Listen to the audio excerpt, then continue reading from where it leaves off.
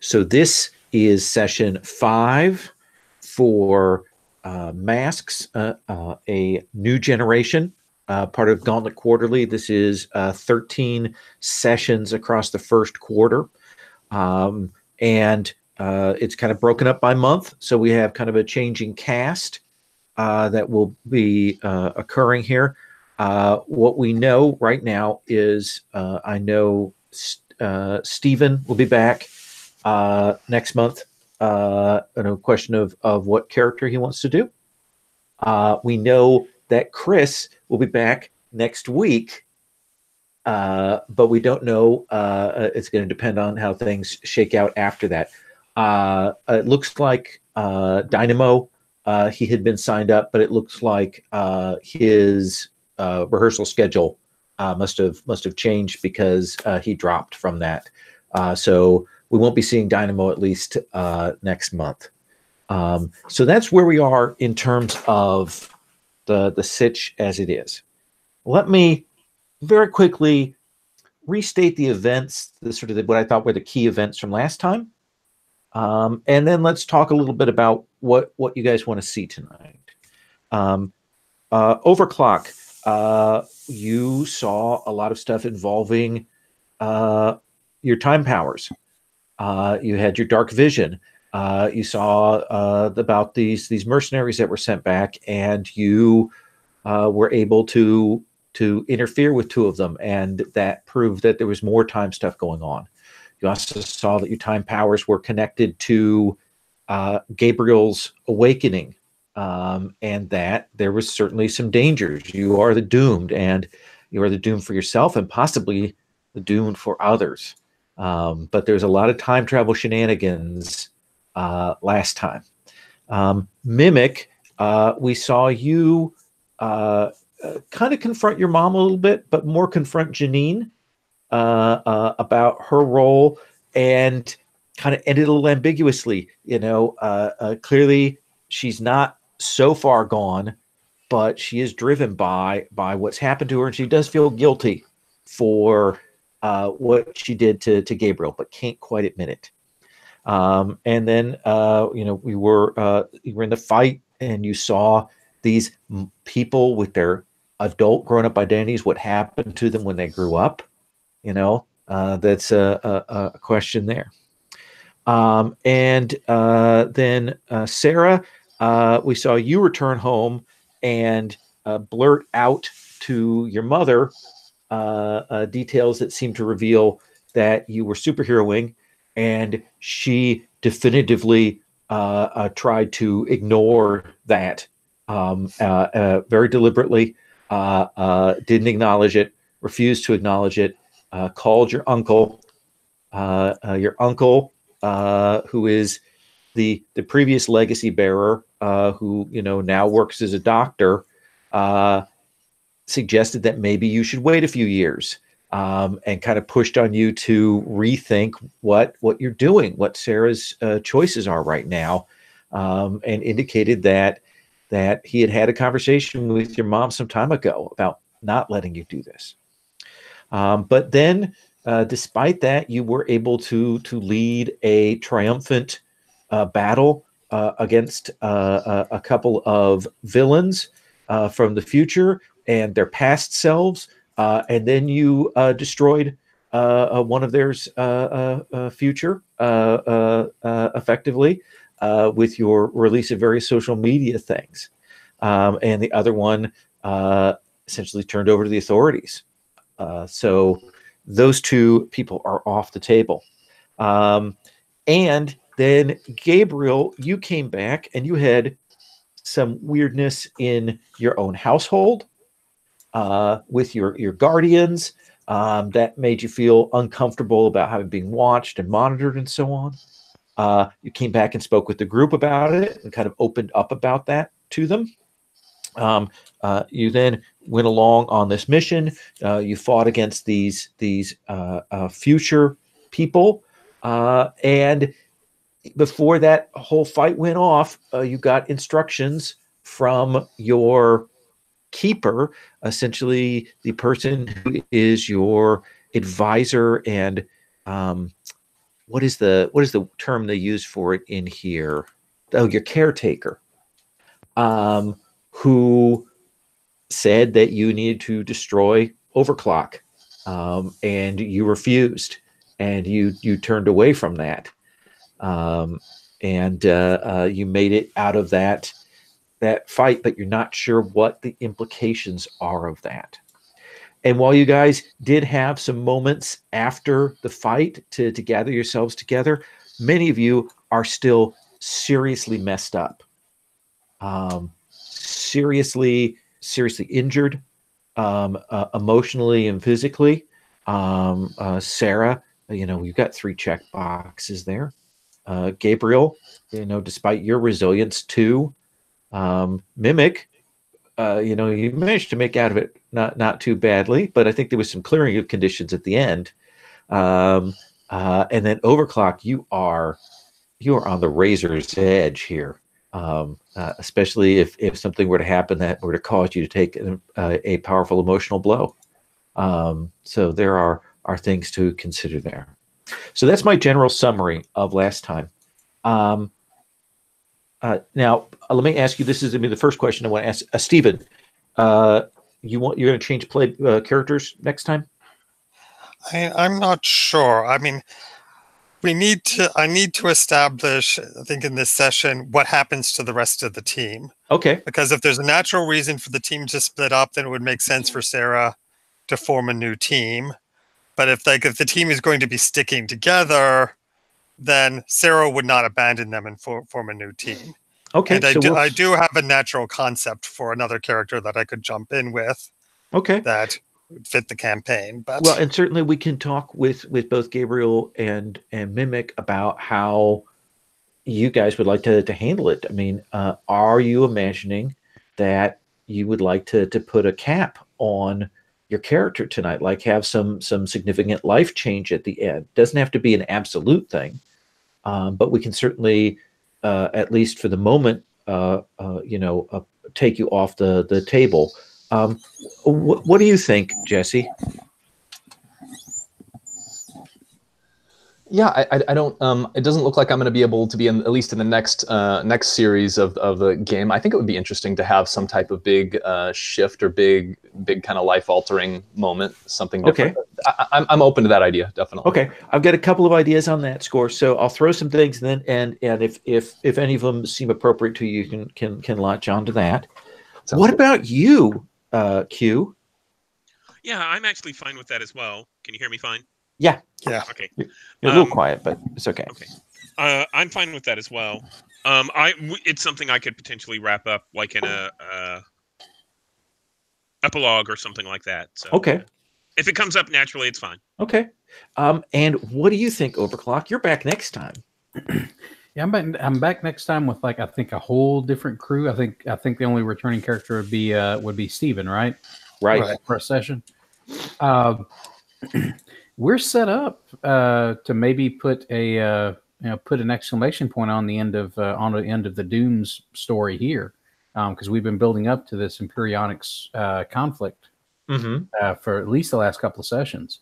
Yeah. So I could see basically putting a cap on Overclock's story with this one if it works out, and possibly starting a new one next time, because it would be weird to have the Doom show up and then.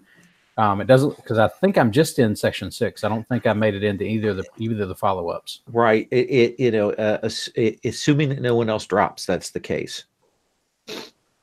Okay. Well, then let's. That gives me some ideas about how we want to approach things. We talked about wanting to get some more real life things. Let me kind of frame what's happening in sort of the world, and this I'm going to talk about what's maybe a little in the future. If you want to roll back to do a scene immediately afterwards, I'm going to say that, of course, the authorities are going to have tapes and things from that fight, and that's going to get out. And certainly you've released the stuff about Bolt. And you can imagine that is going to be what everybody's going to be talking about the next few days in school. And And not only that Bolt and Gray turned out to be evil, or at least potentially villainous, or were seduced by the dark side, but that this group of heroes took them down. The other two people from Bolt's crew, you won't see them in school the next few days.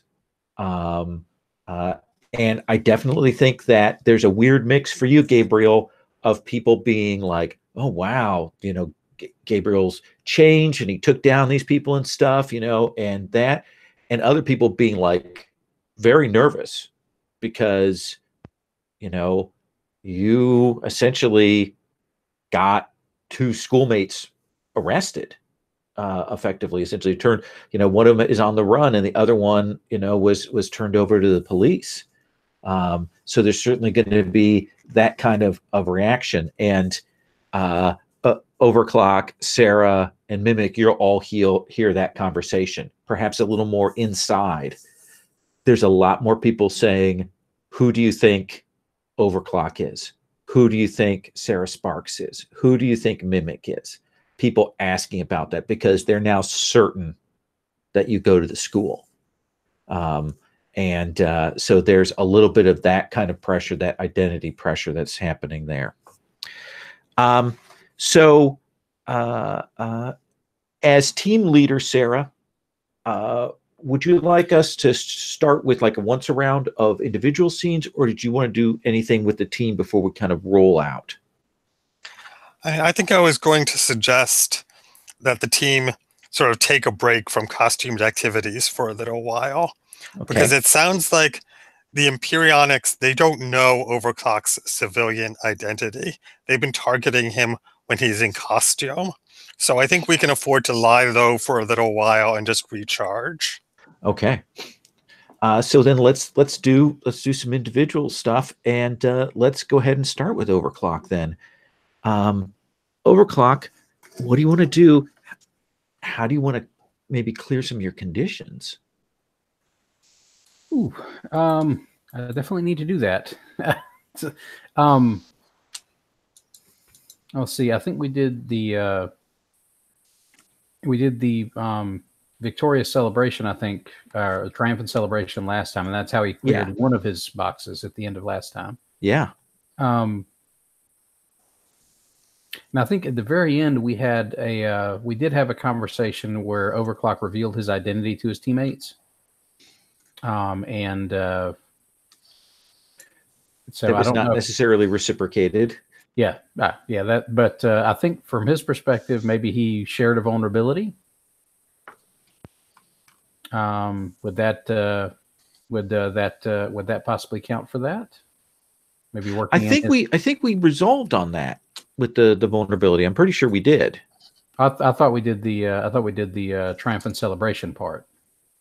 Oh wait! Oh no! Wait! No, I'm pretty sure we did the vulnerability one. Yeah, the vulnerability. Yeah, because that's the one that would have cleared his box, and the triumphant celebration would clear a Doom track box. Right. Okay. But you've got some methods. We haven't really dealt with it as much, but we have some personal methods for clearing those conditions, for clearing afraid, angry, guilty, and insecure. None of them are great choices, but they are ways to get out from under that. Okay, let me see. I'm trying to remember all the stuff to. So for afraid, it's you run from something difficult. For angry, it's hurt someone or break something important. For guilty, it's make a sacrifice. And for insecure, it's take foolhardy action without talking to your team. Okay. I think he is going to. I think Overclock is going to basically dodge out of school for a couple of days and hide out in his sanctuary. Okay. We're taking this downtime out of costume, but he really doesn't want to try and interact with anybody at the school, so he's going to pretend to be sick. So you are at home. No, he's going to the sanctuary. If somebody from school contacts it, he's going to say he's going to say he's sick, but he's also telling the parents that he's doing some special project or something. Some special project where you're not at home? Right. Like he comes home to like late in the afternoon, like he would have gone to school. But he's not in his. But he's said he's not going to be. He's not in his regular classes while he's working on this project. Okay, so he is going home at night. Right, but he's spending his days in that sanctuary, just basically going over every little bit of information he has about the Imperionics. But he's dodging any like social interaction with family. He comes home, he goes straight to his room, he goes to bed, he gets up the next morning, pretends like he's going to school, and then heads to the sanctuary. So let's have you clear your afraid. Okay. And your parents are, I mean, you're not behaving exactly normally. You're a little bit off. So, you know, what do you do when your dad comes to you and says, "What's going on, son?" I think this is Will at this point. Yeah. Will looks at him and he says, "Look, I know you guys heard about what went on at school. Like, I knew some of those guys.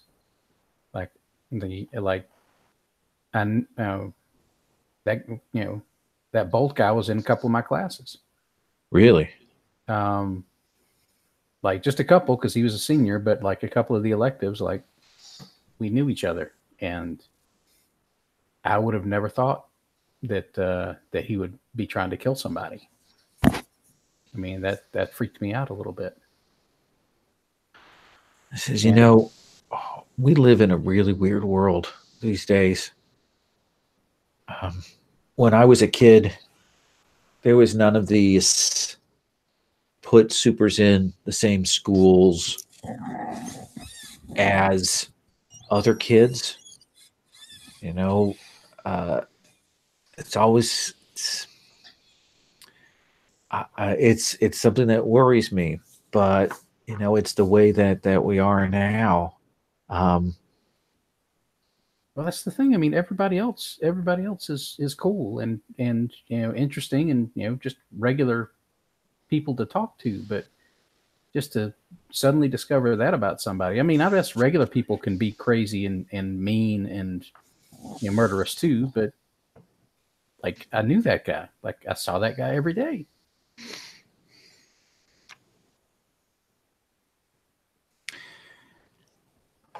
And Will's sort of leaving unsaid, like he was trying to kill me.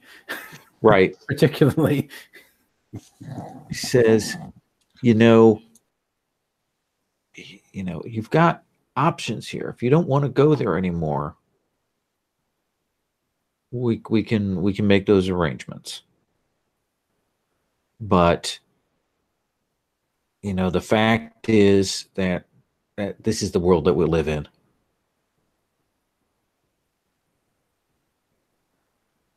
This is nothing's going to change that.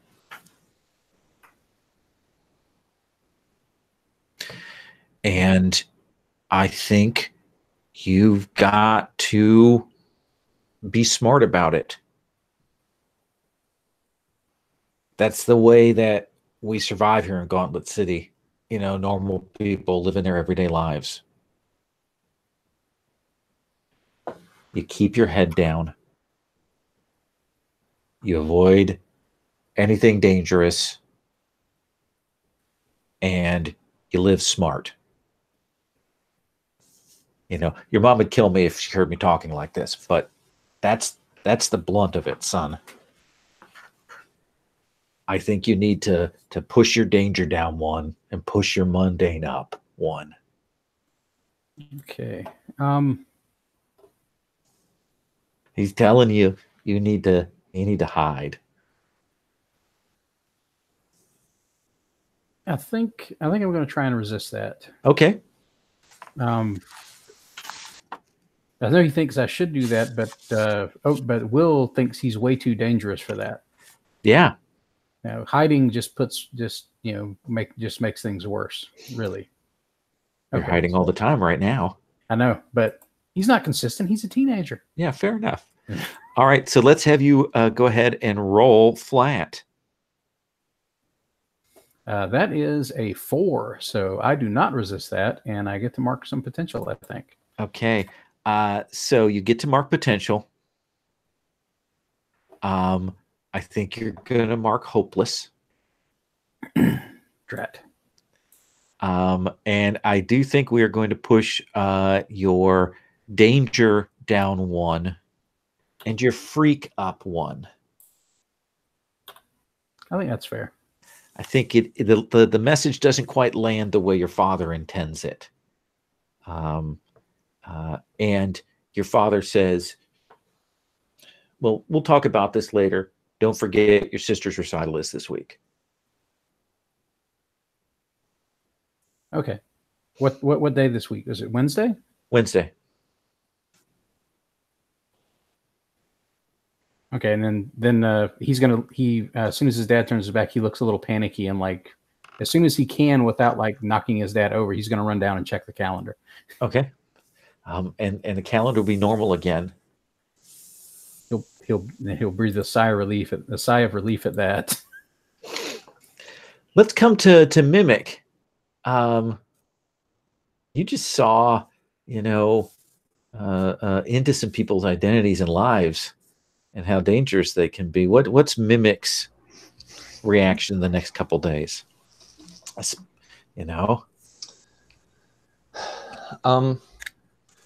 you talking about whose lives are you specifically? Are you talking the I'm asking like Bolt? what Mimic's thinking, what Mimic's doing? And here's the other thing: is Will doesn't come to school. Sure. I think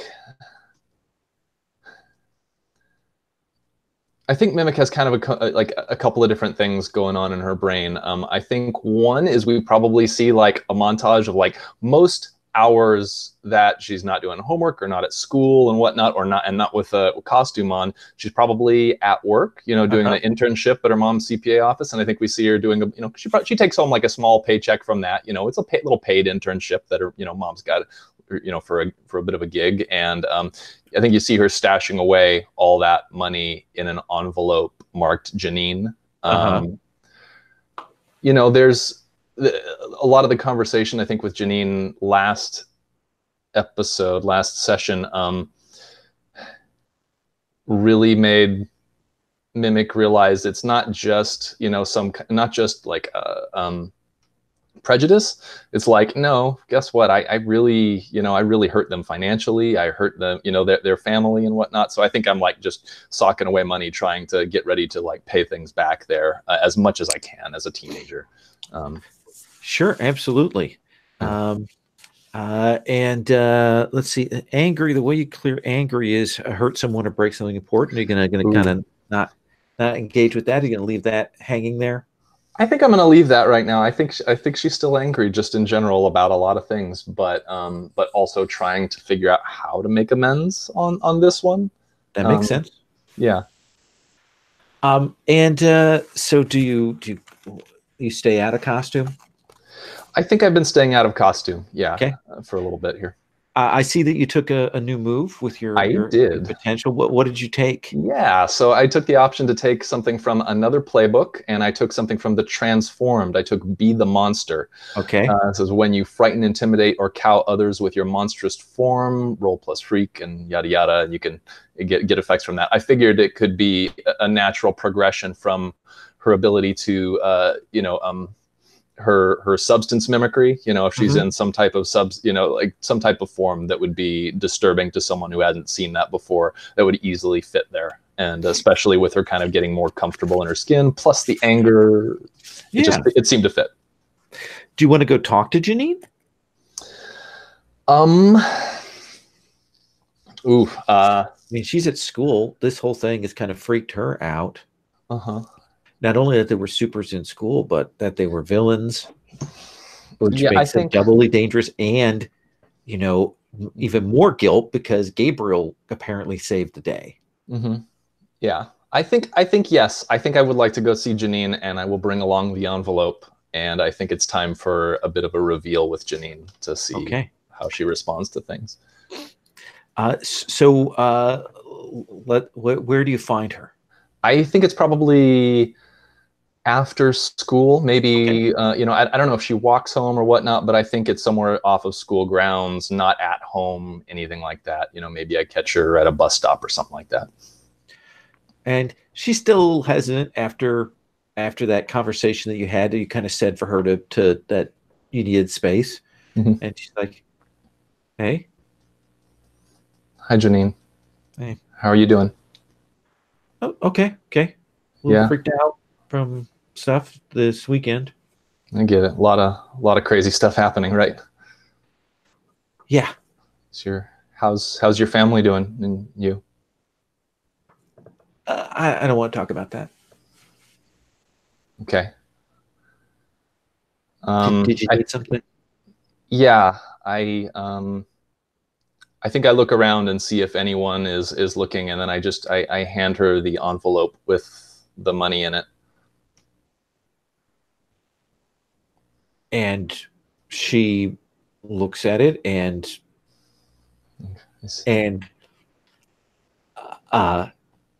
flips through it, and her cheeks go red. And she's like, "What is this?"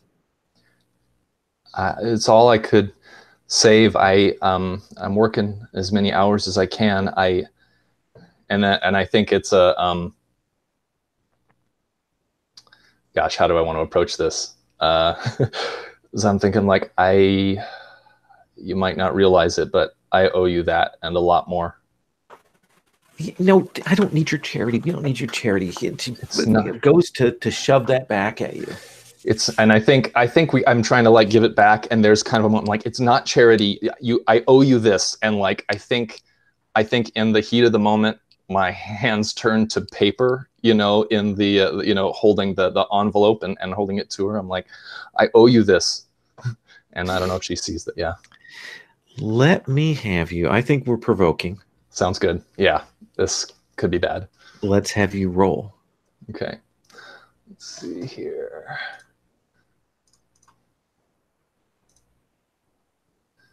Let's see. What's provoke with? Provoke is with superior. Superior. I have 0, but I got a 9. Get a 9. So something that they can choose. I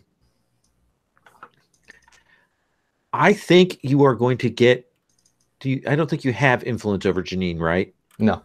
So you are going to get influence over her as she steps back, and like that envelope goes flying and the money goes, out, into the cold wind here. And she steps back and she's kind of, shocked look on her face.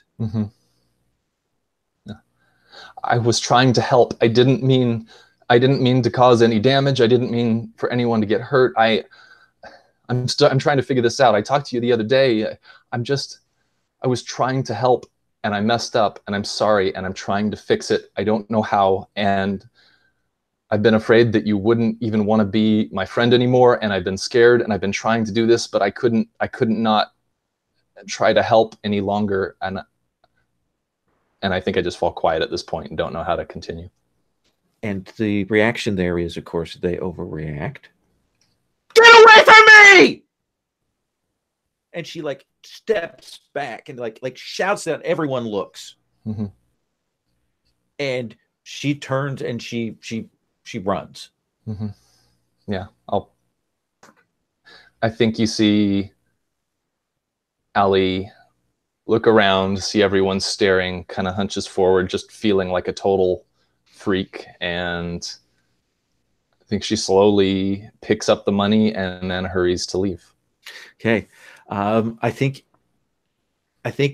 I would consider take a powerful blow, but I think you were ready for this. I think you kind of knew that this might be the reaction.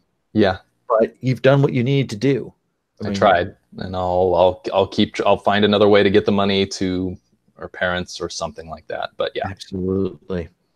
So we cut from you picking up the wet bills, sticking them in a wet envelope here out of the snow and stuff. Sarah, where do we see you? You've told your crew to lay low for the next few days. You've heard this conversation, a lot of speculation. You know, you're one of several people that they kind of give the side eye to, like maybe that's Sarah Sparks. There are probably some other people, but certainly there are some people in school that are like suspicious. Yeah, I mean, I think that I'm going to get in touch with Allie, and I'm going to ask her to meet me for coffee after school. I think I want to talk with her. Yeah, I'd definitely be there. Yeah. Do you think it's the next day, or is it the same day as this incident, Allie? I'm imagining getting the text as I'm walking home or something, just completely deflated, defeated, feeling like crap. Yeah, possibly. So I imagine just kind of like I get the text and it's not that far away. So I'm like, all right, I'll head over. You go over. There's a little place that does. It's like a coffee shop, but they also do dim sum, and you can go over there and make your way in. And Sarah's there. What would you go and sit down? What is the look on your face? What does Sarah see? Wow. Sarah sees me the most like resigned and like I won't say like it's not like it was something unexpected. So what you see is like that look of everything is awful and this is exactly what I thought was going to happen. Like, you know, just resigned to it kind of deal. Yeah. Yeah. Allie looks messed up, Sarah. And quick question. You are not in costume, right? And I don't know your identity.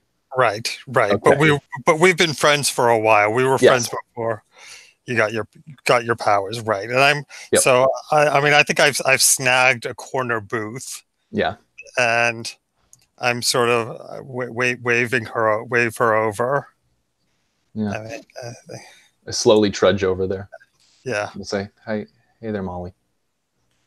And it's like I sort of glance around to make sure that nobody is looking, and I say, I've got something important to tell you, and then I change my hair color for just a fraction of a second to change it to pink, and then back to the blue with the purple stripe.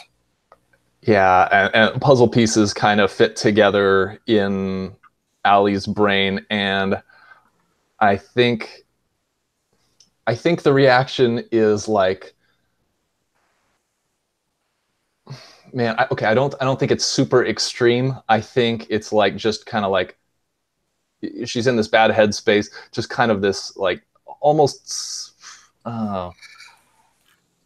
feeling stupid, like, you know, has this chuckle, like just feeling embarrassed, like I cannot believe I didn't see this coming. How's it going there, Sarah? I think I'm screwing this up. What do you mean by that? I mean, I thought I was ready to lead a team, but I'm not sure. I think I might just be making everything worse. And, I mean, you know, you heard how much Bolt from the future hates me? Yeah. And that's like Bolt's a jerk anyway. Yeah, but I mean, I was thinking he deserved what I did to him. He deserved every bit of it. But it's like what I did made him hate me so much that he came back from the future just to get even. It's like maybe I should have been nicer.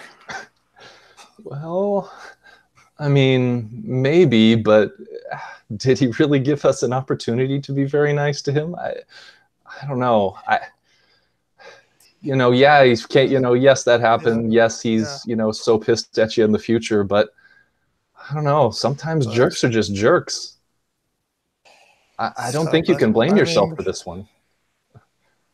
Yeah, but I mean, my grandfather, he was so much better at this stuff. He got. I mean, this coffee shop where we are now. The guy who runs it used to be a supervillain. Did you know that? And it's like my grandfather was his caseworker when he got out of prison. They opened this with a grant, and I mean, that was his whole thing. He wanted to make the world. He wanted to make the world a better place. He wanted a world where people, not a world where superheroes were punching out supervillains. He wanted a world where people didn't have to fight. You say that's fair, but I think that thing with all the illegal immigrants where you busted in there. I mean, none of them got arrested, but they all lost the place. I mean, they were all staying in this. What happened to them? We don't even know. They lost their home, and we do. Yeah. I mean, it's like everything we're doing is just making things worse, and it was supposed to be so easy. I think I'll tell you. Yeah, I think at this point, Allie kind of laughs and like takes out the like envelope filled with soggy bills and sets it on the table and is like, "Let me tell you a quick story." It's and I think I tell you the entire thing with trying to help out, Janine and her family with stuff that happened, the resulting financial problems and all that. And I'm like, it's like I was trying to help. It's like, I know that you're trying to help when you do stuff. Do you really think that your grandfather was perfect at our age? Or do you think he had a lot of things to learn? I mean, there's certainly stuff that he screwed up. I'm sure you've only heard the half of it. Yeah. I mean, my uncle, he's never said anything, but Yeah. I'm pretty sure that he stayed in the closet a long time because he thought my granddad wouldn't understand. And I think there's a whole period of a couple of years that I've noticed he never talks about. Yeah. I think I point to the envelope and I'm like, this is my effort of learning from my mistakes. This is, me trying to make some kind of amends for what I messed up. It's like, I think that's all we can do, right? I mean, it's not always enough, but I think you're doing a good job. I think as long as we keep learning from what we're doing, you're good. I enjoy working with you. I like you. I trust you, even though you've known who I was apparently for a while, and I didn't know you. It makes sense. I get it, but and I think I'm really trying to comfort here, and I actually think we've got a team move here that is actually triggering. I think, great, because I think definitely on Steven's side, when you share a vulnerability or weakness with someone, tell them a secret about your legacy. Nice. And clear a condition, and you give them influence over you. I think that's what you're leaning into, Stephen, right? Yeah. Awesome. Yes. Yeah. Cool. And I think, let me look at my influence. I think I already have influence on you, so that means I get to shift labels, right? Right. Yeah. Okay. Right. And I'm clearing my insecure. Okay. Yeah. I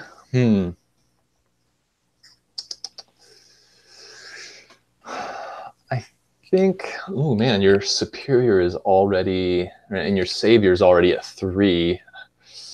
What happens if I push, try to put, can I just not push on something that's already at 3, or does it do something else? If you can, essentially you can't, because then they'll mark a condition. Okay. You'll stay at 3 and they'll mark a condition. Right. Okay. I mean, you could push on it, but then you would mark a condition instead. It's an option. Let's do something else then. Let's take your danger down, and your which makes more sense, your superior or your mundane to go up, based on what I'm trying to do. I think my mundane. Yeah, I think that you're okay. You're not. Yeah, yeah. You're not a bad person. And then on the reciprocal side, I think the team move we have here is when you share a vulnerability or weakness with someone, as you did, Allie. Mm-hmm. Tell them a secret about who you really are, and you kind of talked about your incident with Janine. Mm-hmm. You would give Sarah influence, and then you will shift your mundane up and your mask's label down. Okay. So mundane up to 1, freak down to 0. And then you would have influence, which I think you already have, right, Sarah? No, actually, I had lost influence over her, well, then so you I get it regain back. that. Yeah. Nice. So I think I'm going to cut away from the two of you talking there. We'll check if we want to come back on that scene a little bit more, but I want to move over to Gabriel. Gabriel, a lot more attention at school, a lot more people, a lot more eyes watching you in this, because of the people on the team. You're the only one who people know definitely who they are, and know that you were involved with this. So what is your take on things? So I think that after Sarah had indicated that we should keep the capes off for a while, I can't do that, of course. Right. And I think that I keep away from, the others as best I can. So, to a certain extent, I don't want to draw attention to them. Right. So I think I'm kind of isolating myself. But I think what I'd like to do is I think I'd, at some point after a day or two, Gabriel goes to Will's house. Okay. And he's going to check on him and see if everything's okay.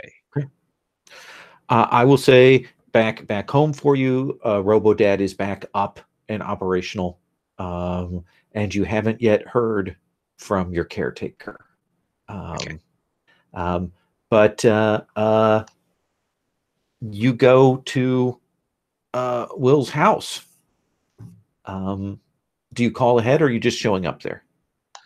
So I think that I'm going to take some school books, some schoolwork, because he's been out of school for a while. Okay. And I'm going to head to his house. It's up to Chris as to whether or not, I actually show up. I'm waiting for him with talking to his parents, or whether or not he intercedes and, catches me before then. I think probably what happens, I'm guessing you come after school. Yeah. Right. So I'm thinking probably as part of his sort of masquerade of still really going to school, I think I'm probably home instead of at the sanctuary at that point, because he's still basically pretending to his parents that he's going to school. Fantastic.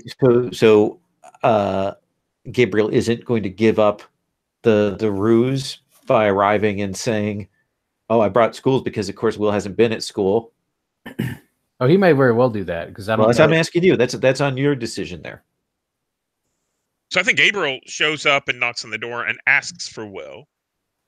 And whenever Will comes in, he obviously sees Gabriel's carrying school books and assignments for him. Will, what could happen here in the next few moments? I think Will's going to say, "Hey, Gabriel, yeah, come on up. We can do some project work on that stuff." And he waves him. He waves him in. "Mom, Dad, this is Gabriel. He's one of my classmates. He's working on that project too." And your dad's eyes narrow, like, okay. And this is clearly he's not cool with this. But your mom's like, "Oh, why don't you two go on upstairs, and do you eat food?" I'm doing fine, thank you, ma'am. And I think, Gabriel waves at the dad and then heads upstairs. Do they eat food? I don't know, honey. And you can head upstairs. You'll probably pass by a room where you see his sister Morgan playing video games, essentially squashing people in Fortnite, and you can head to talk to Will.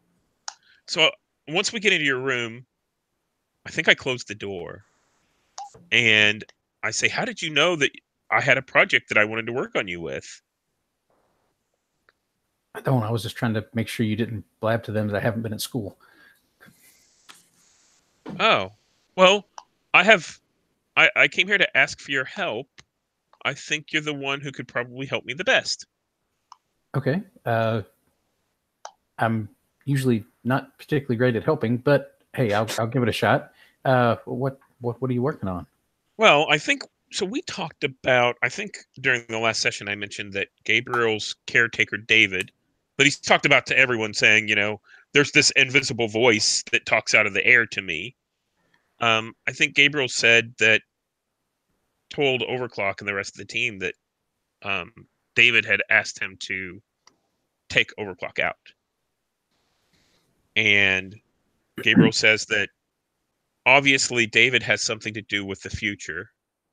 And I'd like to see, you have some skill in manipulating things from the future. I'd like to see if you could burn out the connection that David has to me. So that I'm free. And I can't think of anyone smarter who could potentially do this, who has this set of skills. And I think Overclock, Will starts, rubbing his head and sort of pacing back and forth. And he's like, I mean, I know I can do stuff with time, but it's always, I'm never sure if I'm actually like helping or hurting things whenever I do it. Every time I do that, it seems to have some sort of backfire effect. I don't know if I should even try it. Like every time I try to like do something or think I'm doing something right, it ends up having, and he's basically pacing back and forth as he's saying all of this. And he says, like, I mean, Sarah's the smart one. I mean, she's the one who knows how to fix things and knows how to do things right. But I mean, if you think I can help, I'm willing to try. But I would be a lot more comfortable if Sarah was able to tell us something about this. She's the smart one. I grow robot parts. That's all I do. And I think that's true, but I think that you're smarter than you know.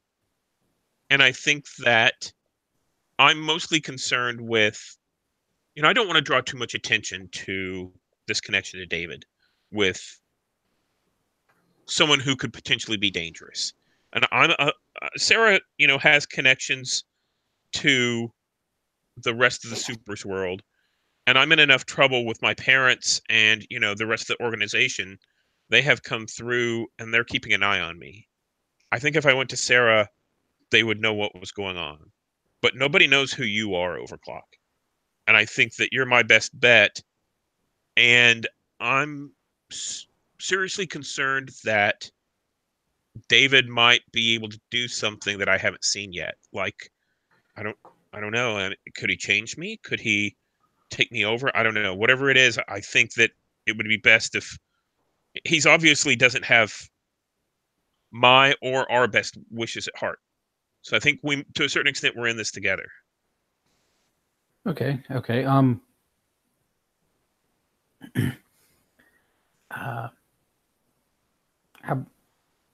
about this? I've got a place we can use to try and see if we can figure something out. There's not much we can really do with regards to this stuff here. Like I can't analyze anything here. And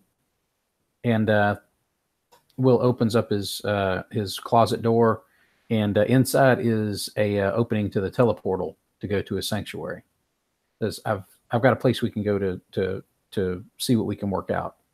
If you want to come, I'll go through first. You follow me, and then and we can talk a little bit more freely. And I think we'll make sure the door is closed from the hallway.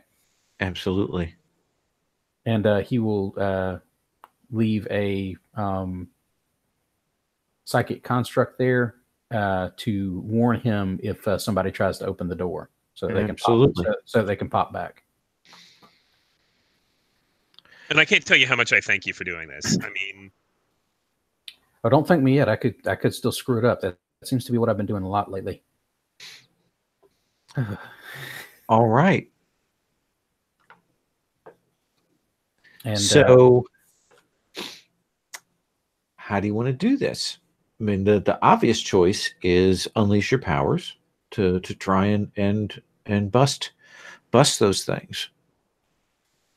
I think what I want to do first is use the resources there at the sanctuary to assess the situation with regards to Gabriel's connection. Like, see if I can sense some sort of time thing there, or sure, like, and I guess that could be an unleash your powers to expand my awareness as well. I think this assess the situation sounds good. Let's start with that. Okay. So go ahead and roll with superior. Okay, that is a straight up roll because my superior is 0.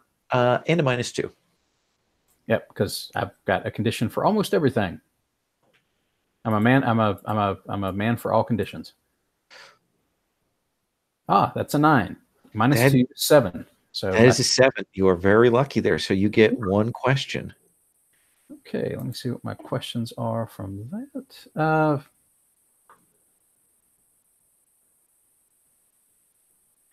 How could I best end this quickly? How can I sever that tie between Gabriel and whatever is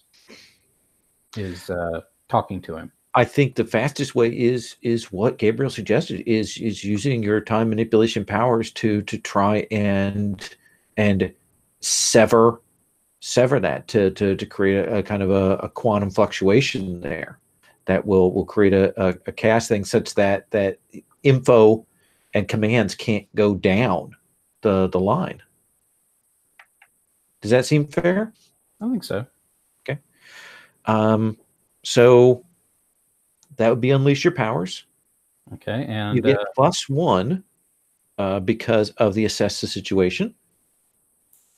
And I think I get a -2 for my condition. That you do. And my freak is +2, so that gives me a net +1. So let's see how this goes. That is a 7. That is a 7. I can't afford to really mark another condition, so it's going to have to be unstable or temporary.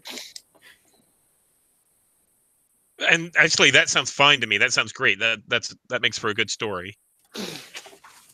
So I do think you will feel something kind of wink out in your mind there, and it feels like you can't hear David. You can't even feel that sort of psychic pressure of that existence being there pushing on you.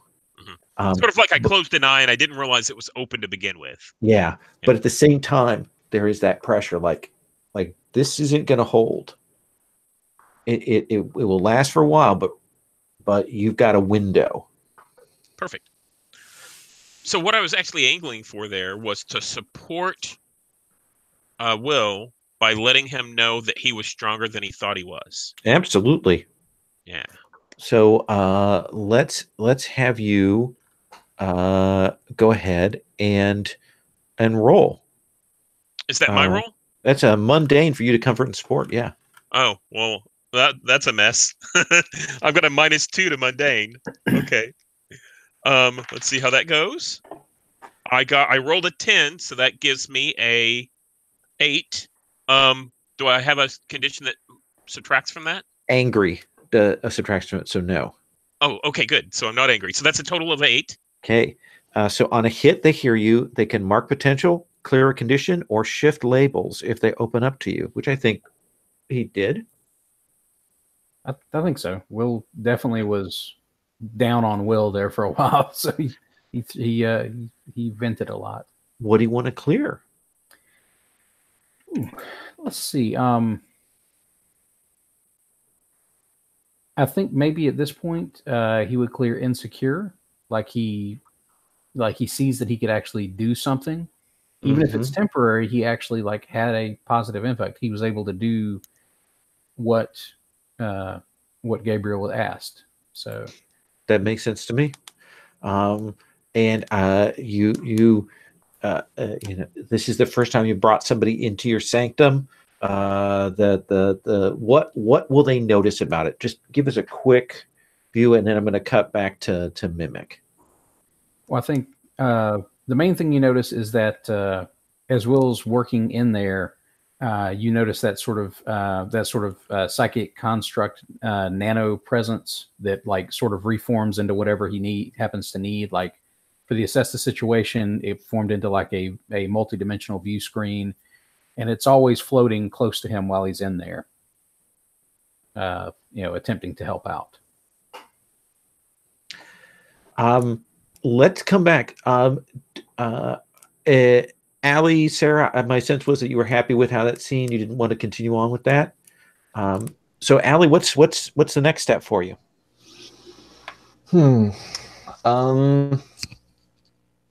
Wow. I think left to her own devices, I don't know. I mean, I think it would be on Allie's docket. Like at this point, Gabriel knows who Allie is. Sarah / Molly knows who Allie is. I think it would definitely be like, yeah, okay, next time I see, yeah, let's see, wait, what is the character's name? Sorry. Next time I see Overclock, it would be like, mask off, hey. But other than that, I don't know if, I think she's back to, unless something big comes up, working whenever she can. And I just don't know if there's anything time pressure happening right now. No, it's a good thing. So you certainly were falling back into your mundane life a bit to try and cover yourself. Yeah, and I think, yeah, I may have before leaving. No, no, I'm not going to do that right now. I was gonna. No, I'm not going to do that. Yeah, I think I just kind of fallen back into mundane life at the moment. Okay, all right. So right now, essentially, if you go into a situation, we're going to see you be flipping your mundane with your freak there, per your heroic versus secret identity. But we'll come back to that. Your mom is still a little nervous about things, but do you think that she's still putting pressure on you, or is she trying to be quiet about that? Specifically about what at this point? She's seen you alienate Janine. She's worried about you going to this dangerous school. They just had these. I mean, 2 of the senior class turned out to be supervillains who attacked fellow classmates. Is she keeping her mouth? Is she?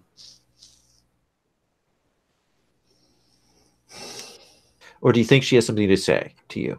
Oh my gosh. I don't think she's the kind of person that would keep quiet if she had something on her mind, that's for sure. So maybe she does. She comes down to talk to you. And she says, you're going to be on your own this weekend. Oh, really? Are you have another conference or? I am flying out to Oklahoma City for an interview.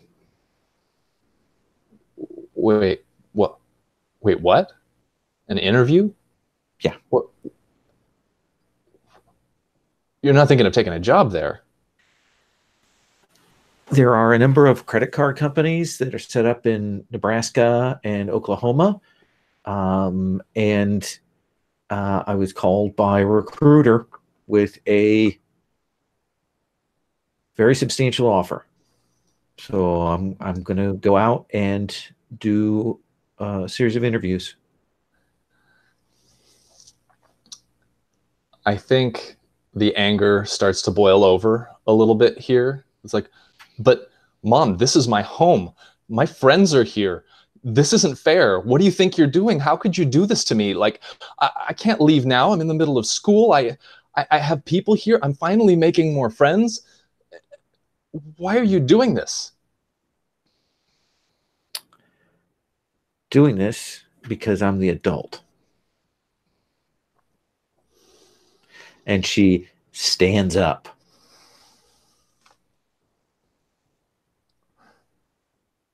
And you are a kid.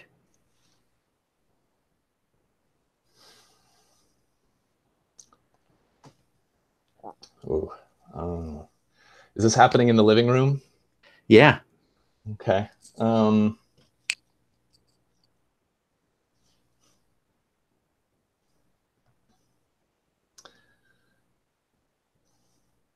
I think I tell her, my life is here. You can't do this. Like, you can't. I'm going to try and push her on that.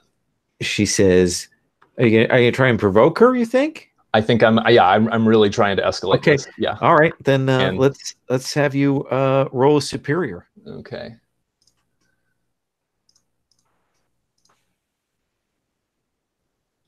That's a 10. That is a 10. So yeah, she's like, we're not having this conversation. You are going to do this. I'm going to go and interview, and I'm going to make a decision about it. And it is my choice. It is not yours. And she is, she was just going to like do the parental standoff, but you kind of get in her face, and she is actually angry. And your brother's not here, so there's no calming influence right this second. Yeah, this is where it boils over to for Allie. I think she starts screaming at her mom, being like, this is unfair. You try to do this. I'm running away. This is not okay. And I think that she actually, like, I'm trying to think what in the room my mom would think is really valuable and that she loves, that I would pick up and chuck at this point. I don't know if it would be a TV or if she's got, I'm trying to think if she would have something else that I could just destroy right now. A nice lamp, like one that she like, got, and it's one of those nice high end ones that she's, it like sets the room off, and she really likes it. Like she colored everything else to the terracotta on this lamp. Yeah, I walk over to it. I look her in the eye. I pick the thing up and I throw it at the wall. Don't you dare! Crash. Yeah. And I think you kind of almost get like a stunned look in Allie's eyes, realizing what she's just done. And then she looks to the door and starts walking towards the front door like she's going to leave. You do not walk out that door. Do not walk out that door. She's going to try to walk out.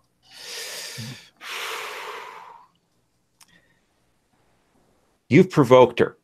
Oh, yeah. So I think she's across that room, and she actually lays her hand on you to stop you physically from going out that door. What do you do? So, oh man. You've got a great move you could use here. A new move. Ooh. And you'd get to mark potential.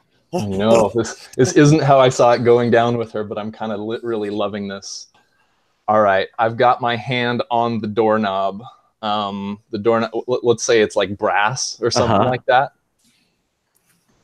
Yeah, my entire body becomes brass right now, and I turn and I like scream at her again, but because I'm in this like form, like it sounds like, it doesn't sound like a human scream. It sounds like metal grating on metal, that like awful high-pitched screeching sound. Absolutely. So A, mark potential. B, roll with freak. And let's see, I would like to, if I could, I have, let's see, where's that move? All right, my move says the mask. It says you wear a mask and hide your real identity. Choose what level, blah, blah, blah. Once per session, you can affirm either your heroic or secret identity. As I could switch my mundane with my mask label. +1. I'm gonna swap my freak for my mundane and get a +1 there. Let's see it. All right, so that's 0. I'm so excited. 1. Oh gosh, this could go terribly. Oh, yeah. I love it. All right, come on. That's a 7. That is a 7. That one freak got it for me. So you have to choose 2 from that list. Okay, let's see here. Looking for the move here. All right, choose 2.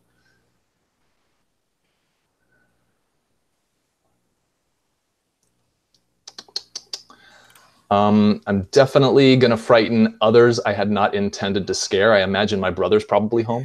Your brother's actually coming in the door. Like he was coming up and he heard the crash, and he opens the door just as you're in this brass form and screaming. And number 2? Oh man. I'm going to hurt or break something I shouldn't have. I'm just going to continue the mayhem. Just like what happened with Janine's house, where you overdid it and shattered her house. This room tears open from the sonic shockwave as you rip your living room apart, blows out table, chairs, the TV comes off the wall, couch, everything is just ripped apart and thrown against the far end. And your mother's there just absolutely catatonic. Like, does she look actually physically hurt, or no? She is like terrified. Yeah, literally terrified. Not just about this revelation, but then this force of this horrible destruction you've unleashed. Yeah, I think this is when Allie kind of looks around and just looks at the destruction and just starts like mumbling, and it gets louder and louder. I'm sorry. And then I think she turns and runs out the door. From you to Sarah. Sarah, what are you up to? I think. Well, your friends are destroying their lives. Right. Yeah, I think I'm heading over to Will's house to check on him and to have the secret identity conversation with him. Okay. And you ring the doorbell, and Will's parents are there, and they're like, "Oh, hi. Are you one of Will's friends?" Yes, Mr. Collier, Mrs. Collier. I know him. I know Will from school. I wanted to. His dad's like, "Oh, attractive young lady. Come in. He's upstairs with Mr. Gabriel, or is it just Gabriel? I'm not sure. It's just Gabriel. Oh yeah, I know Gabriel. Yes. Oh, and his mom says, "Do you know? Does he eat?" I don't think Gabriel eats. Oh, well, I think Gabriel is made out of energy. Like a little snack tray. Maybe you could take that up to the two of them. Sure. And she'll hand you this tray of cookies. Okay. His room's on the first one on the left at the top of the stairs. Okay. Thank you very much. Hey. And yeah. I take the cookies upstairs and I knock on the door.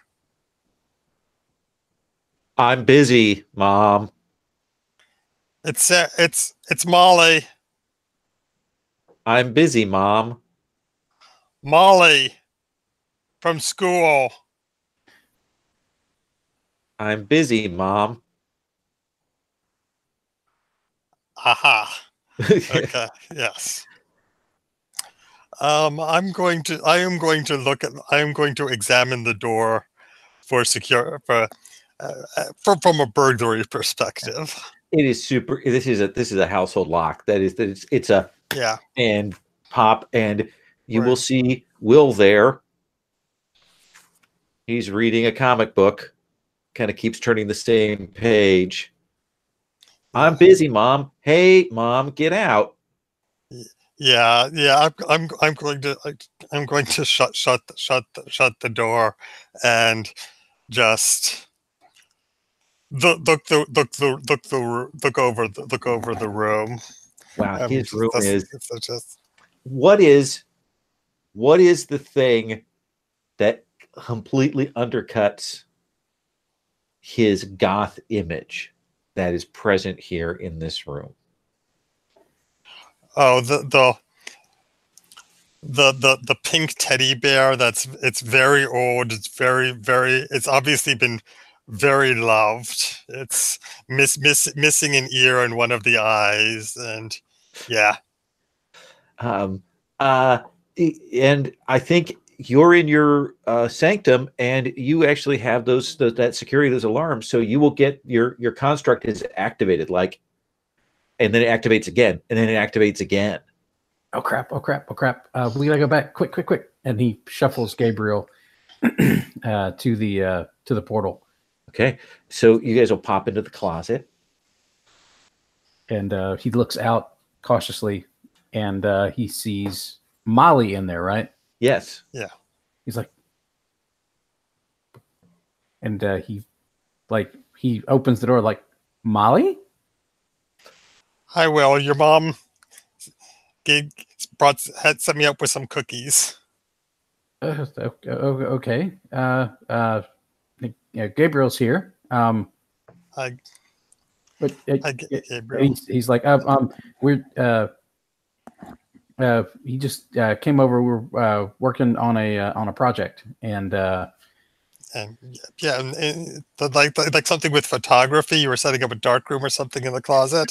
Yes, yeah, that's it. Yeah. Just and and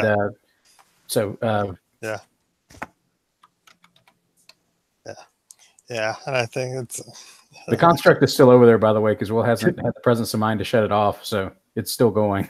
Yeah. And then he finally notices it. Oh shit, Will. and then suddenly, like that, the construct just blips out, and he just shuts up and looks really super confused and embarrassed. Gabriel, you know Molly is Sarah, so you come out and probably don't think too much of it, right? No, hon. I think I come over and I probably take the plate of cookies and sit down on the bed next to where the construct was, and just kind of, so, why are you here, Molly? I wanted to talk with Will about the situation, and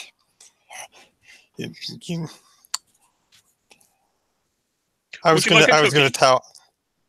Thanks, Gabriel. And I mean, I take the cookie and I sort of take a bite out of it. It's like, so, well, I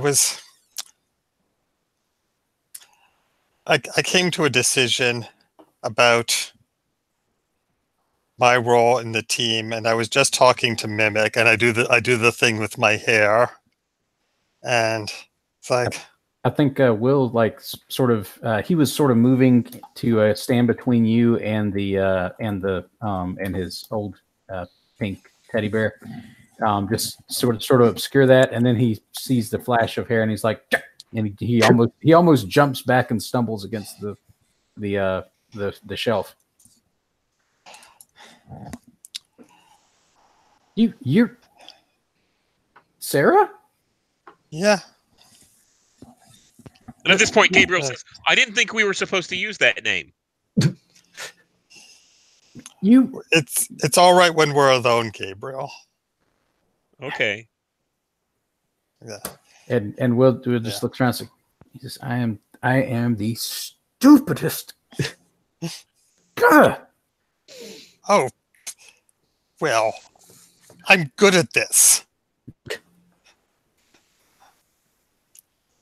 Yeah, you're awesome at it, but like you were hanging around with Gabriel all the time too, and everybody in school is trying to figure out who Sarah Sparks is, and I am like the 11th most popular choice. It's like when people are making their top 10 lists, I'm not even on it. Yeah, you are pretty awesome. He says, turned away from you, like embarrassed. Okay, but like, okay, so you know, okay,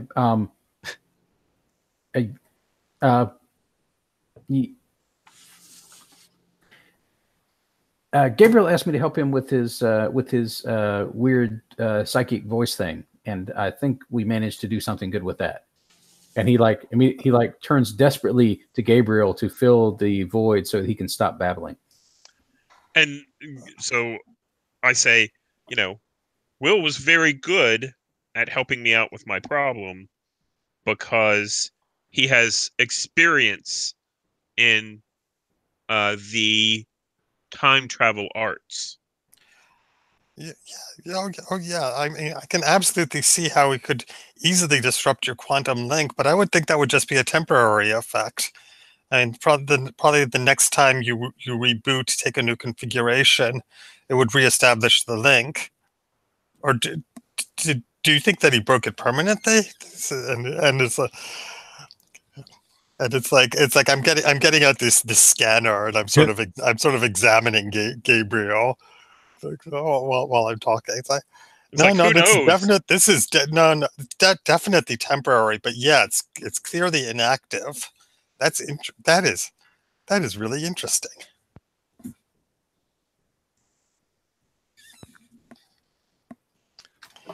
And I think at this point, like Will's just, you know, in order to keep himself from starting to babble again, he's like stuffed a cookie in his mouth.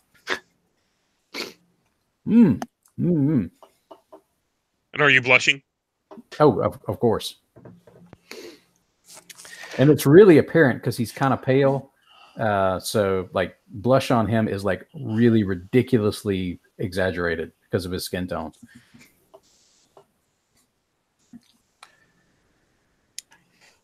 Let me cut from that really quick because I want to ask Jesse two questions. One is you said that there was something else about the way you left that house.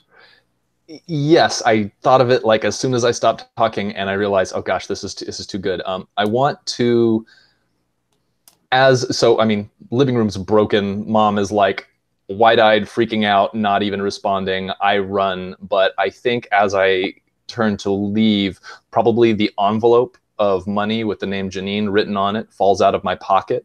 Okay. And I want, like, you know, a couple of frames after that in the comic where my mom maybe walks up, picks up the envelope, looks in there, and she pieces together why I've been working all those extra hours and the thing. How she responds and reacts to that's up to you. But I like that. I want her to know that's Absolutely. why I've been doing what I've been doing. Second, do you think you would seek out the rest of your team after that? Yeah, I don't have anywhere else to go at this point. Yes, okay. I would absolutely be looking around. I would probably, my first bet would be to try and track down Sarah, but Sarah's probably not at home at this point, I assume. So, is it okay if the next thing we hear is, Will, son? Yep, yeah, Mom. There's another one of your little friends is here. Okay. That's I guess send them on up. And she goes, "Here's some more cookies." Like, oh, okay. And I kind of grab the tray and I'm like, more cookies. And I imagine walking in and looking and seeing the other tray of cookies and being a little confused and just setting this one down. And I think I just say, "Hey, everybody." Right. And I've put my hair back to Molly configuration because everyone knows who I am, but Will and Allie don't know who each other are. Yeah. So hey, Allie. Yeah. What? Okay. What?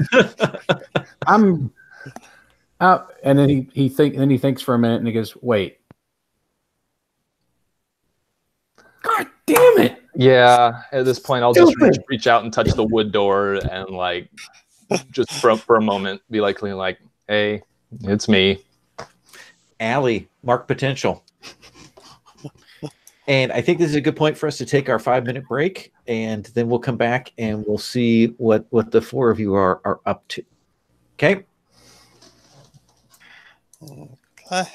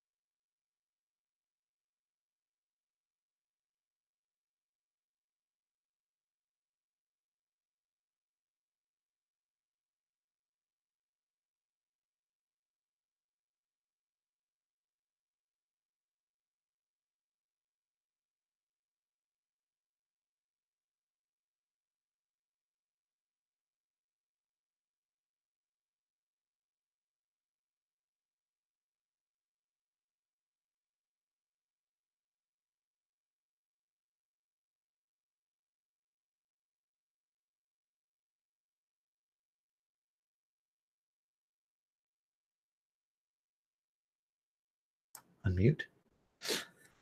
So let's take up with the four of you. You know, I think that's sort of the opening panel of whatever issue we're in, is the four of you together in Will's room. Is the construct still there in the background, or is it gone by this point, Will? I think Will tried to surreptitiously, like, disperse it or dismiss it when Sarah or when Molly looked over at him when they came out of the closet after a couple of seconds, because at first he was just so shocked he didn't even think about doing it. Sure. Yeah, it's gone now. And Allie, what is the sign? What is the thing that your teammates see that tells them that you're not well, like that something has happened? I think that. So I think I've mentioned that I have to consciously not allow my flesh to turn into whatever I'm touching. I think I'm like, if I'm there, I might be starting to pace agitatedly. And I think literally everything I touch, a wave of that particular substance is like passing through my body. And it's just kind of like, you can literally see the turmoil. That makes sense. I think I go up and I grab Ali's shoulders and I say, "Okay, just breathe. Just it's okay. It's all right." I think Ali laughs at that, like maybe a little louder than she intends to. I think I just ruined my life and broke my house. And I think I just, like collapse on the bed at this point, just like head hanging.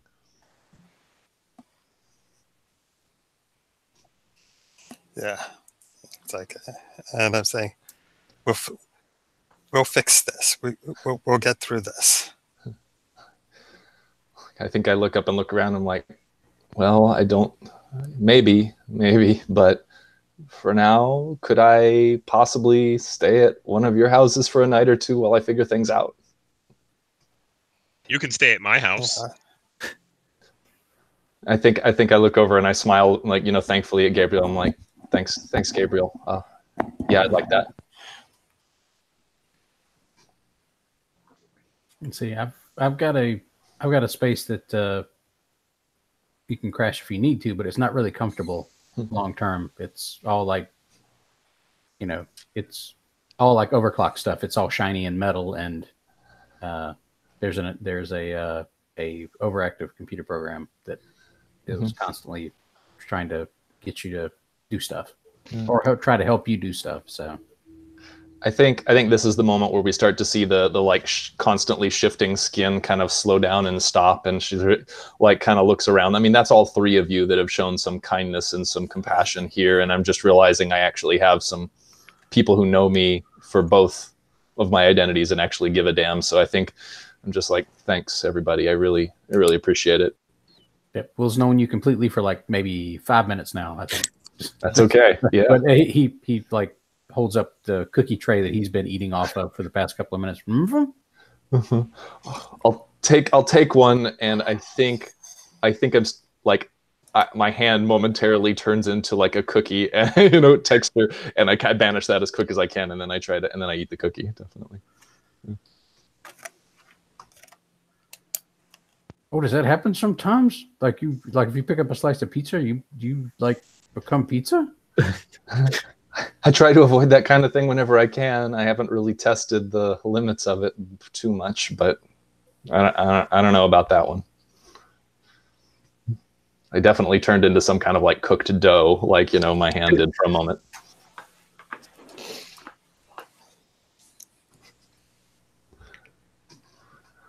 I think at this point I look around and I'm like, so everybody's here. Something must be going on. What's happening? We are all very disturbed by the event from a few days ago, and I think we're all looking for comfort in each other's presence. Sounds about right.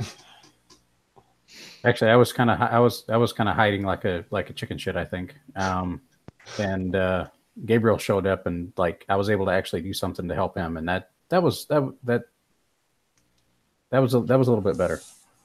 Like before Gabe showed up, I was just basically hiding here. And he stuffs his mouth full of cookies because he realizes he's blabbed again. Just yeah. And I think, where are you in the room right now? Just out of curiosity, like, what are you doing? Are you sitting, or are you standing somewhere, or what? He's sort of pacing over between like his bookshelf where that teddy bear is, and the closet door. He's like pacing back and forth over in that direction with a tray of cookies in his hand. Yeah, that he's eating off of. When it's obvious that you like shut up because you're embarrassed, I think Allie gets up and comes and like just tries to give you a quick hug to just kind of comfort you a little bit. Let's have you roll comfort and support. Let's do it. Roll with mundane. Okay. He's like the only person that might have a high enough mundane to make that a good roll. Oh no. My mundane is 0 right now because I just swapped it for my freak, and I rolled a 6. Oh. So you will hear, Will, some conversation going on downstairs. Your parents are clearly talking to someone. That kind of, as she kind of goes in to hug you here, they're talking, and you're like, okay. Sister's up here. Who are they talking to? I think Will, just as a matter of almost instinct at this point, because he's been overclocked for so long, I think he basically tries to enhance his hearing a little bit with the overclock powers. Okay, let's have you unleash your powers then. His ear goes a little metallic for a second, and he like leans over, and let's see how badly that goes. So I think.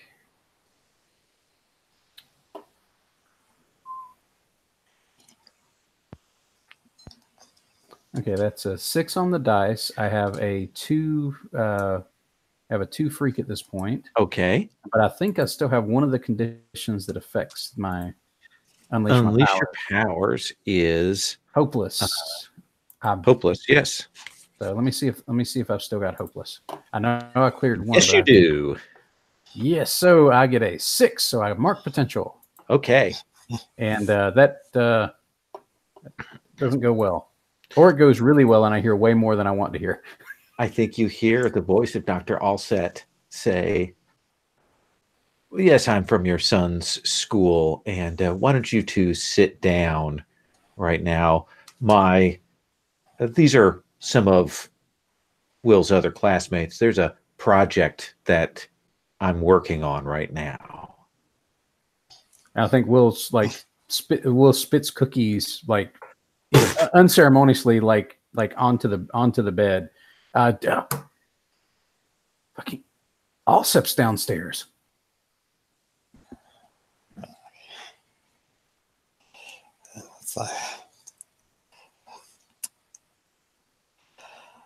All right, wiki. He's got somebody else with him, but I can't tell who it is. I just heard his voice.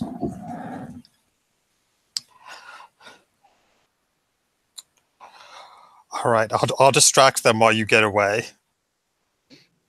I mean, should we all get out of here? I mean, that guy's bad news. Like, he points to the closet door. We can get out of here fast if we need to. And that's probably the point at which you will hear something explode downstairs. And then Overclock just basically blasts through the door. Just he's just hauling butt downstairs.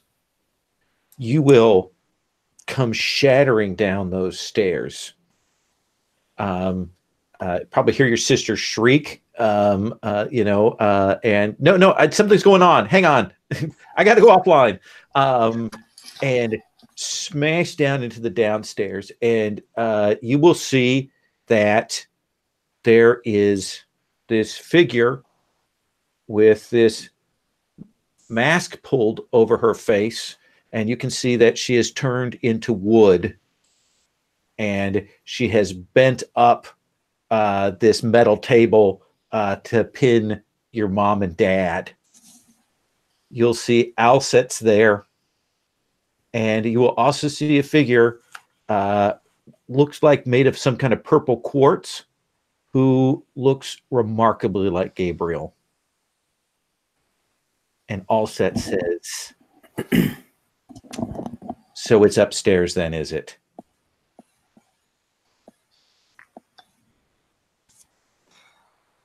So, what are the rest of you doing as this happens? Sarah, you were talking about, creating a distraction, and then suddenly Will, door is gone. Okay, yeah, I'm changing into costume. Okay. What about you, Gabriel? Gabriel runs into the room next door, Okay. where the sister just kind of took off her headset. Yeah. And kind of shields her and says, "We need to get you out of the house now. There's a safe place. Go 4 doors down and then, knock on the door and talk to them. They'll let you in." And I'm going to get her out. Perfect. This is a big fight in here. People are working things. So let's have you roll defend. Okay. What is defend? Defend is savior. Okay. And I have a 0, so I rolled an 11. 11.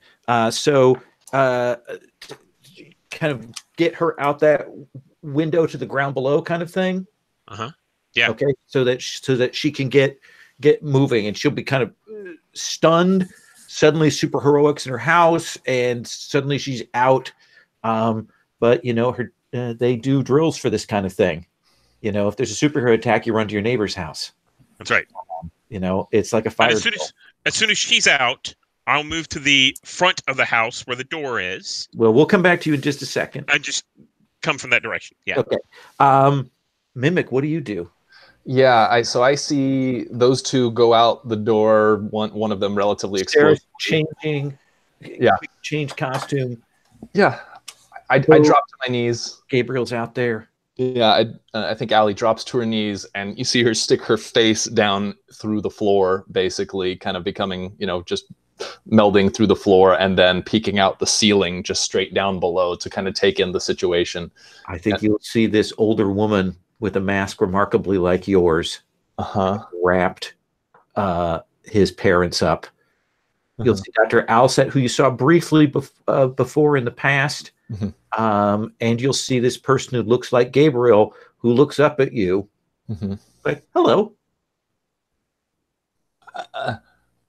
So, okay, who's down in the room? Overclock is down there. Sarah's still changing. Kind of just landed there, is kind of getting his bearings right now. Yeah, I think, okay, I do kind of a double take at a couple of those things, but then I see that his parents are in danger right now, and I'm going to remarkably has powers quite like yours. Yeah, I'm dropping through the floor, out the ceiling into the room, and making a beeline for the person that is holding has the parents kind of pushed up against the wall. So are you trying to defend them? Yeah. Okay. Absolutely. Then let's have you roll with Savior. Okay.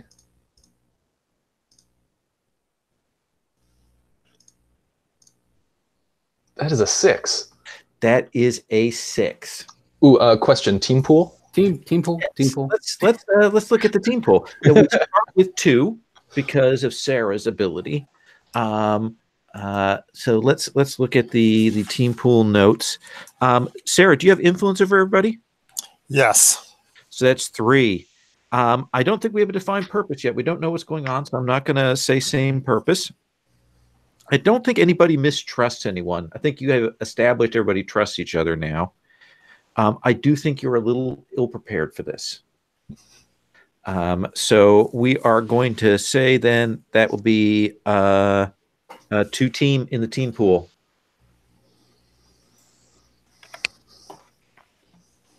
So that's a 6 then, you said?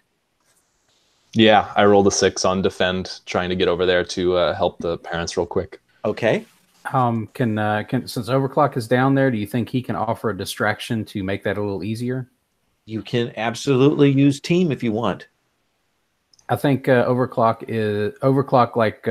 goes full armor up.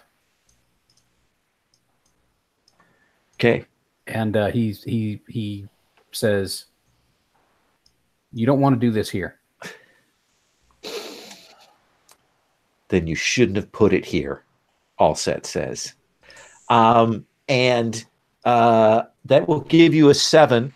So you'll be able to wrench his parents like out of this person who looks like your powers and get them out. But I think that, you know, when you do that this person turns their attention, and they are fast and they know how to use their powers, and they touch like a fireplace poker there, and suddenly they're metal, and they grab you and wrap you up, and they stretch their body and they start pulling you in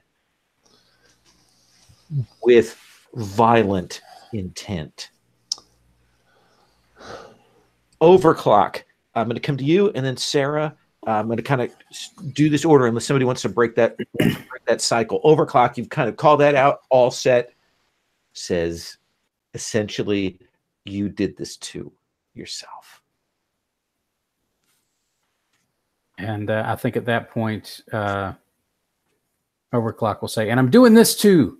And he slams his hands together, and his hands form into a sonic cannon, and he blasts a high frequency, basically white noise generator directly at where Allset and the guy that looks a lot like Gabriel and the metal. I don't think he can catch the metal person in this same effect. But so, what are you trying to do? What's your intent here with this ability? I think what he's trying to do is basically distract and hinder them by blasting them with high frequency sound, like something that's going to throw their equilibrium off and prevent them from coordinating.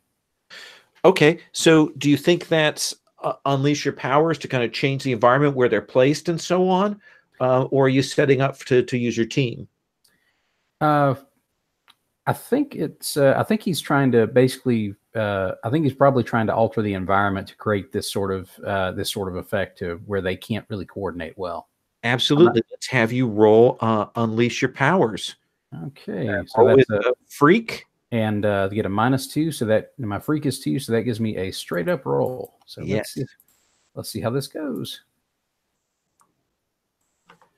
That's an 8. That is an 8. I will take the unstable or temporary because I think this would only throw them off until one or the other of the supers manages to adjust their positions to take it into account. And the thing that will strike you is you hit that Gabriel clone, another one of these probes, and it will fly back, and then you see it kind of getting up, and you see it kind of adjusting, like as you've seen Gabriel do, at adapting to the environment. But the other thing you'll see is you see Allset blurs, like time blurs. As that sonic cannon hits, but you do kind of push them both back to give yourself some room in here, though you tear the shit out of your living room. Sarah. I'm going to try to take clear, just to tell you, because I know that's a concern of yours. The parents are sort of out the back, and the sister has been moved out. So I just want to tell you that before you state your action. Yeah, I'm going to try to take the mask from the adult mimic. Okay. All right. So that sounds like unleash your powers. Yeah, I mean, I was thinking directly engaging in order to try to take it from. Oh, okay. That makes sense too. Yeah. Then let's have you directly engage. Right. So and you are at a -2.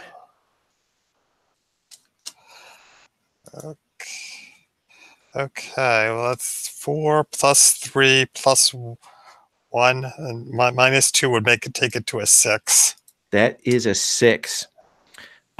So you will go to do that, and even as you go to do that, whoever this is, this mimic, is much more experienced with their powers, because this whole nother arm comes at the back and will grab you and actually fling you out into the street, like just to like get a ton of distance for you, and you'll go flying out there. Does that seem fair? Yeah. Does that take a powerful blow? Yeah. Okay, so I'm gonna do the never give up, never surrender. Oh, yeah. Move to roll savior, and there we go. That's a 9. That's a night. You stand strong on a 7 to 9. Mark a condition. Yeah. Yeah. Okay.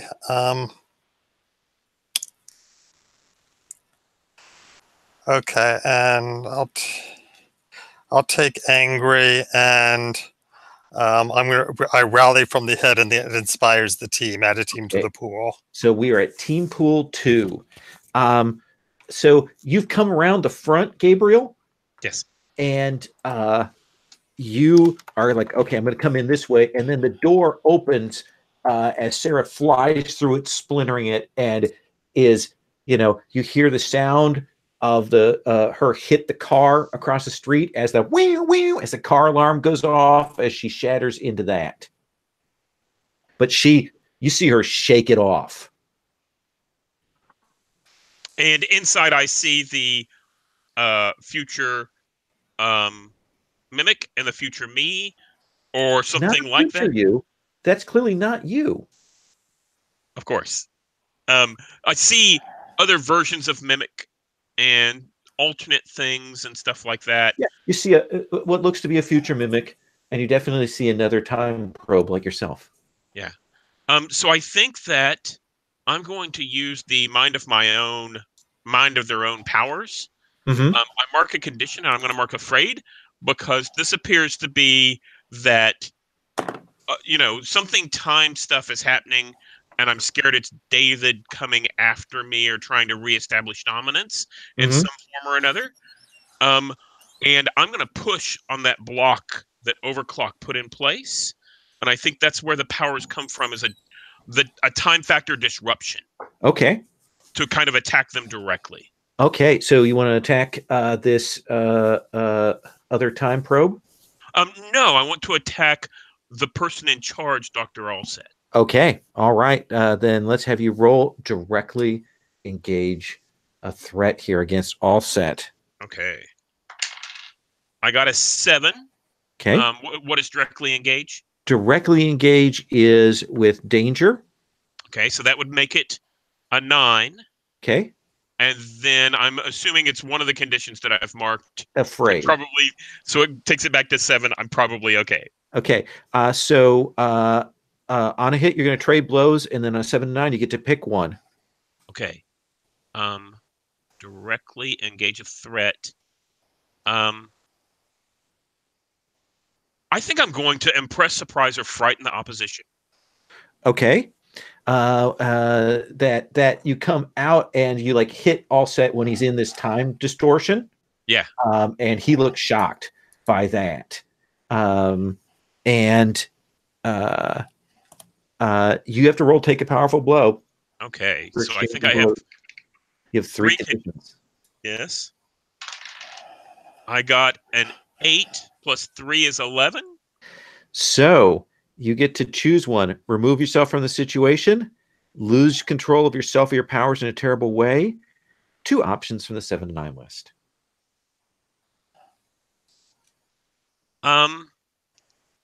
Why don't we do lose control of yourself or your powers in a terrible way?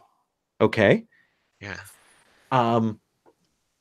I think that you hit him, and now we have that synchronicity of Allset time powers, Overclock's time powers, this Raphael, his time powers, and now you've got these time powers, and we see this house is this time quake going out, and we can see, sections of it aging. We can see after images of people. We see the calendar swapping back.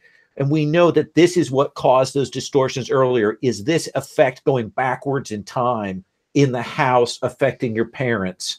And the place is like it's starting to fall apart, and it is, the whole thing is coming apart, and you are destroying Overclock's house even as you do this. And Allset says, your friend David sent a gift for you, and points to the purple quartz guy. Let's come back to Mimic. Yeah. So I'm basically being like wrapped up by a person who's iron and is like kind of snaking around my limbs and stuff like that, right? Yes. Yeah. I think this is the moment where she's just like, who are you? And I think she's going to I think this could be a Pierce the Mask moment. Yeah, that seems fair. Does that seem reasonable? Okay. Yeah, absolutely. All right. Let's see. I'm going to roll that. This is really freaking Mimic out. That is a 10.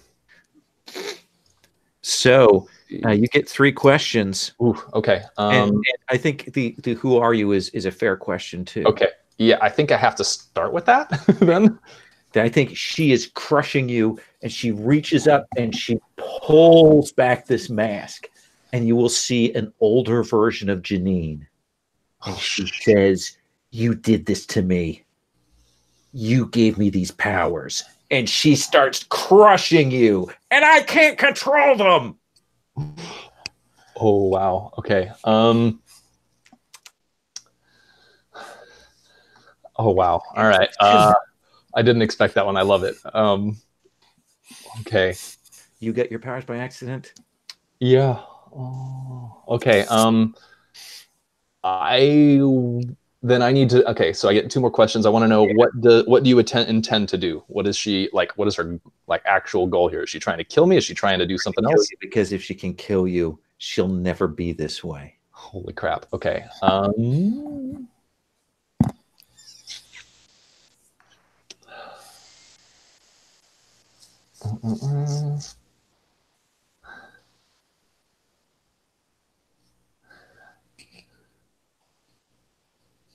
I think I'll ask, how could I get her to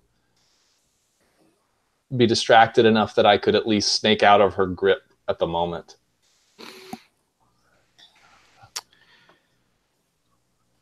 Let's see. I think maybe you need to bring up present time Janine in some way. Does that seem like a fair answer? Yeah. Could see that shaking her in some way. You've got your phone. I don't know if you have your wallet. What do you?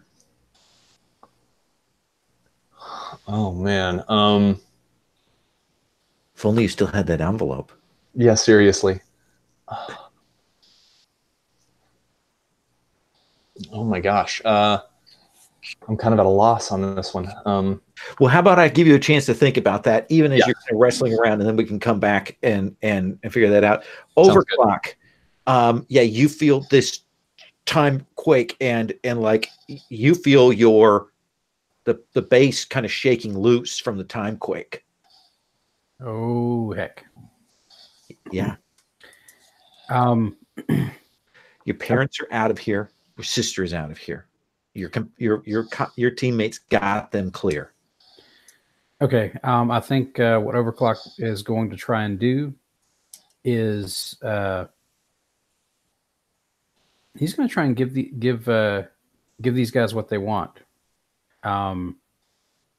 He's going to take advantage of this time quake to try and basically use his. He has a dark sign portal that let me appear in any scene by spending by taking a hit to his to his doom track. Okay, and what he wants to do is he wants to see if he can maybe do that and unleash his powers to take everybody to the sanctuary, just to get him out of here so they don't destroy the rest of the neighborhood with this. Sure. I think actually that's unleash your powers. That's reshaping your environment. You're changing the location of the fight.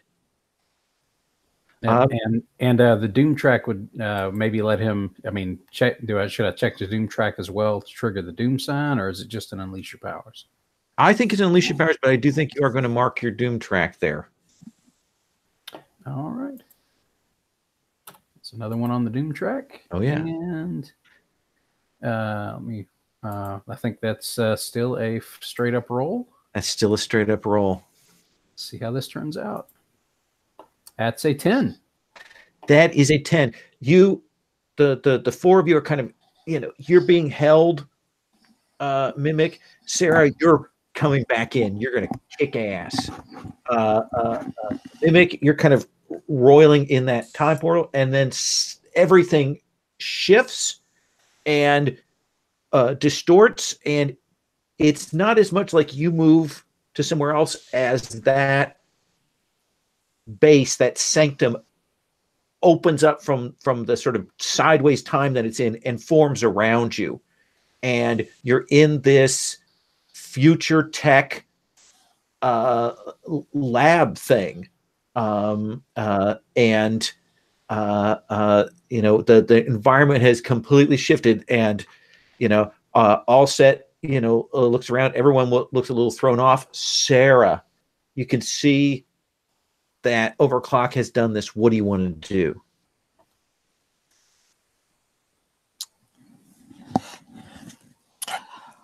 I think I want to grab all. I think I want to grab all set. Okay. Just take him out physically and try to get an explanation out of him. Absolutely. Directly engage the threat.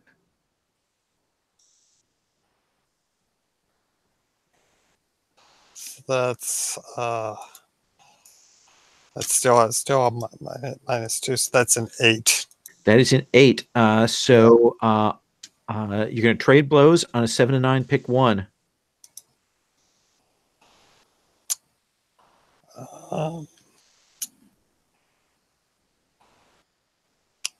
I think I'm going. Oh wait, I can't choose to impress it when I'm pulling my blows. So that's I think.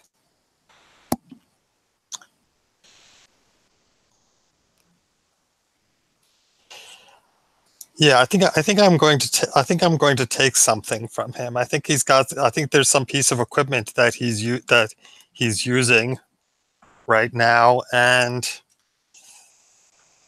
possibly maybe it's keeping his position in the timeline stable or something. I don't know, but there's something that's clearly important, so I'm going to grab that from him. Kind of grab onto that, as you come by, you grab onto that, and his hand goes into you and touches you, and you will see yourself at your uncle's funeral. You will see your mother weeping. You will see your father standing over you as you're hanging from the edge of a building. You will see your grandfather, the sort of flat line go across that scanner, and I need you to take a powerful blow. Okay, yeah, and I will do the Savior. That's okay, yeah, that right. That is a 10. So I stand strong. And yeah, and I think I get an opportunity against Dr. Allset. Okay, yeah, his attention is on you. You have this device, and he's shaking this himself back together there. There's too much temporal disruptions. His powers are time-based, and there's all of this time stuff going on around him, more than his capacitors were ready for. Certainly more than he planned for. Let's come to Mimic then. Oh wait, no. We got to go to Gabriel, and then we'll come back to Mimic. Gabriel. Okay. So I was just here, and I noticed the mechanics of this thing, right? The circuitry stuff that when we were here last, that was always hovering around overclock to work on stuff and things like that. I think in this case, what I'm going to do is I want to try to overcome any control over the time stream that Allset has, by using my blockage that was put in place. Sure. To push that out. Sure. That does sound like directly engage. Like you're trying to cut him off from that. Does that seem fair? Yeah, sure.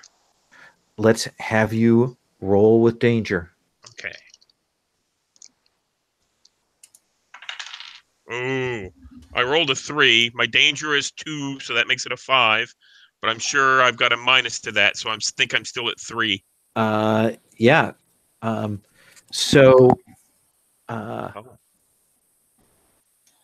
think that when you go to do that, there is that moment. Allset isn't going to hit you, isn't going to deal a condition to you, because I think Sarah has the attention, but he does kind of sweep past, and you will feel that sort of temporal energy kind of shoot down your timeline. And you see your robot father go, brrr. You have a vision of that as he kind of cracks and goes offline. And I think Gabriel has this stunned look on his face, like, yeah, you realize that this has happened. And he's invulnerable. How could that happen? He's perfect. Yeah, no, not when his internal clock gets disrupted. But you don't have to roll take a powerful blow, because I think Sarah set you up on that. Mimic. Okay, so I think in the moment of so we got the realization that this is future Janine, realization that future Janine actually is trying to kill me. I think, all right, in order to shake Janine out of this, you said that I had to bring up current time Janine, and I have an idea of how this happens. So last session or the session before, I can't remember which, we saw Mimic had started carrying like a string around her neck, and there was like a little steel washer on it. Yeah. There will be a panel like zooming in on upper chest area here, and you can see there's like multiple things under the shirt, around there, and maybe get like kind of an X-ray view of it. And one of the things you see is like a rubber washer, and I think she allows the rubber to kind of suffuse like her whole body, and so she's, bendy. And I think it's just one quick reach for the phone, is able to dial Janine, put it on speaker before she drops the phone, and it clatters to the ground. All right. I think you're going to be provoking her. Sounds good. Okay. And I'm going to give you +1 forward because you did that pierce the mask on this. Even though that's not a mechanic, I think that's fair. Sounds good. It is let's see. That's superior. Superior, that's 0. That is a 9. That is a 9. I think they kind of drop it as they hear their own voice, the voice of their youth before they got changed, before all of this happened. They hear that, and they will drop you as they kind of reel back away from that. Does that seem good? Yeah, absolutely. Okay. And she's like, you don't have the right. I think it's I'm so sorry, Janine. I didn't know. I didn't mean for this to happen. Just kind of a moment of that. Overclock. You're in your base. Allset's been hit a couple times. Sarah's kind of got him, but he clearly did something to Gabriel. You've got this other Gabriel who is looking around like, how do I break this place? And you've got a Mimic who is reeling back away from Mimic. Overclock doesn't really understand what's going on between the two Mimic things, but he does understand that the purple crystal Gabriel is probably about to do something bad, So he is going to try and he's going to try and basically knock Gabriel, knock the other crystal guy into Alsip. Okay. So do you think that's directly engaging on the crystal guy, or do you think this is a defend? I think it might be a defend. Like he's basically trying to help out Sarah and Gabriel as well. Let's have you roll savior.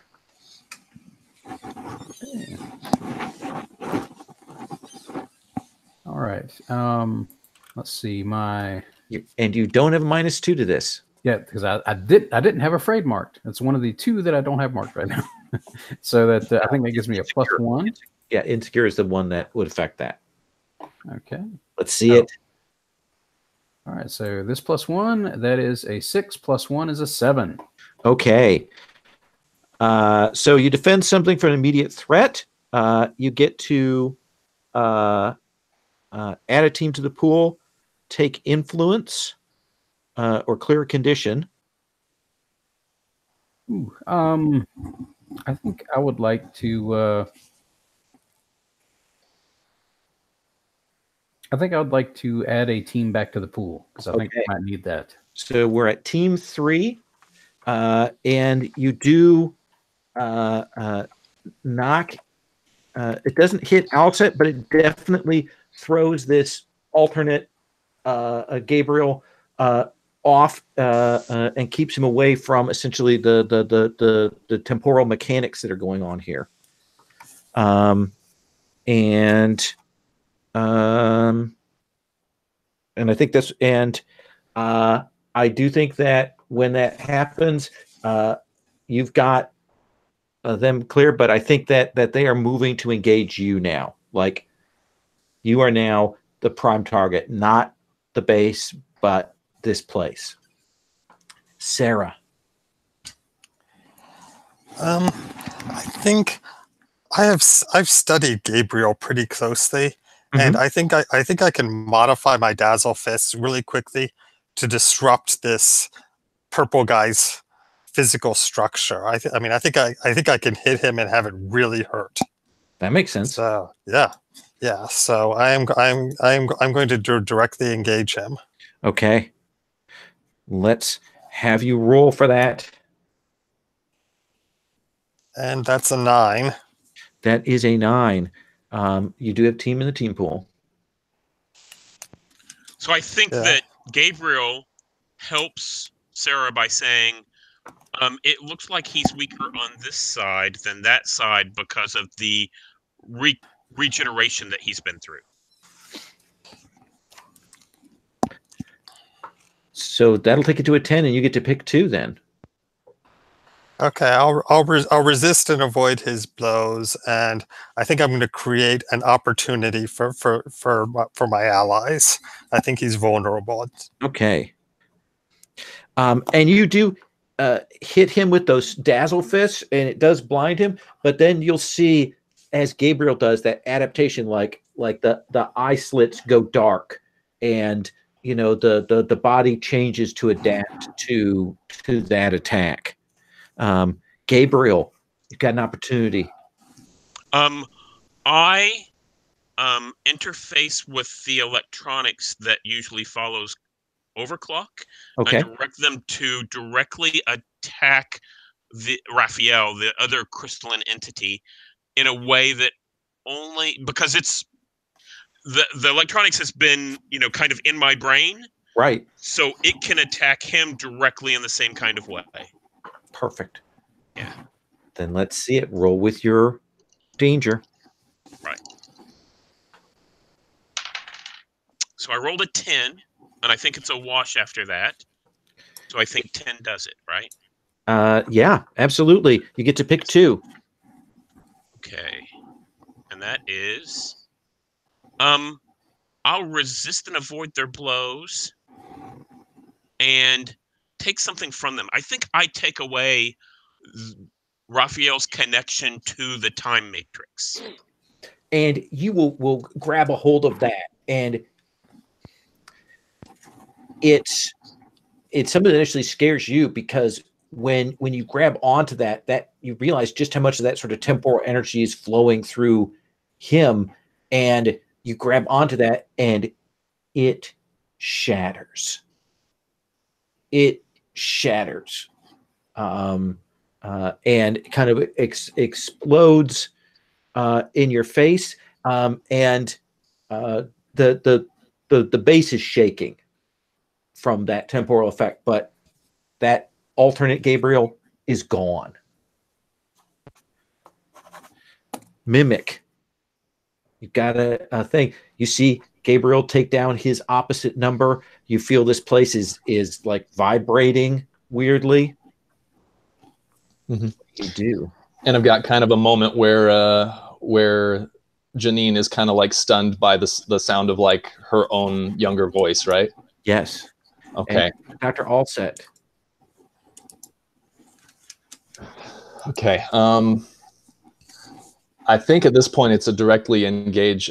What Allie's going to do, or Mimic, is as she's just kind of, again, like, I feel like she has this mantra in her head with everyone she cares about right now, just like continually saying, I'm sorry, as she's doing this. But I think she reaches for another thing she's got on her necklace. I think she has like a little like circular, one of those really powerful neodymium magnets. Yeah.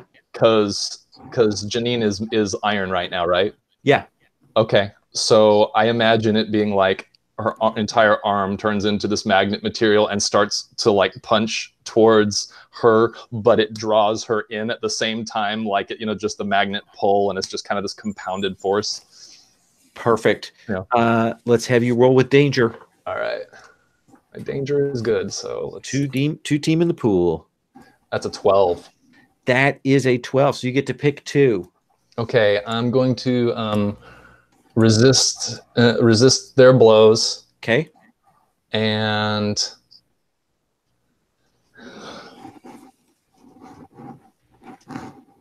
I don't know if this is... no, that's getting a little cheesy. I'm going to... I think I want to frighten her. Like, the impress, surprise, or frighten. I don't think she was expecting me to be able to stand up to her in this way, and kind of her anger and her confidence in being older was like driving her here. Yeah, and she is shaken, and you will see her as she flies back, and she grabs onto some of the metal of the base that you're in, even though she's kind of freaked out. But you will see her kind of change into this non-magnetic metal, and she kind of splits. And she, part of her thing forms a blade hand, and she's doing 2 different substances, and she's getting back up, even though she's she's not certain what's going to happen, but she is still there. Mm-hmm. Overclock. Okay, so the other crystal guy is completely gone. Yeah. And we've got Alsep is still engaged with Sarah. Sarah. Base is shaking. Mimic is engaged with the other Mimic. I want to with these older versions of ourselves, I'm thinking they've got to be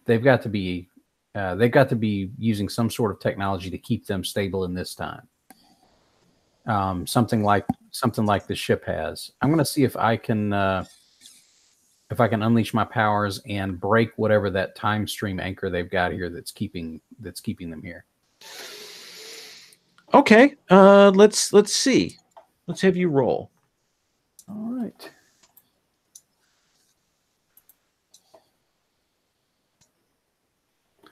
That is an 8. So I think you grab a hold of that time stream, and that time energy is all around here. That chronal energy is sailing around, and you kind of throw that at this future mimic, and mimic, you see Janine's face as, I mean, you can see this visible time energy coming at her, and she reaches out and it hits her, and you see her change. And then you see her get ripped into the vortex of time. Not sent back to the future, but you can tell she gets thrown out of time. See her turn to that chronal energy, and then and she's gone. You're muted. And there's two of you. I'm sorry, I just came back because my internet connection died. I missed everything since Overclock started their turn of things, so I just came back. Sorry. Overclock threw something to try and break Janine's connection here, pulled together.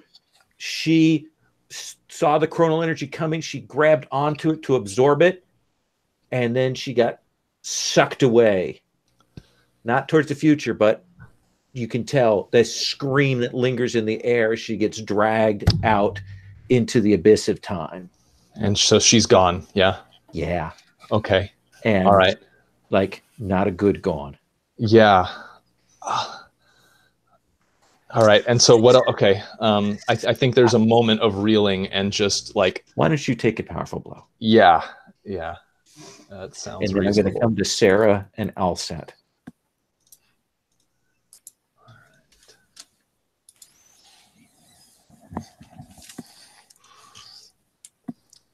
That is a 10.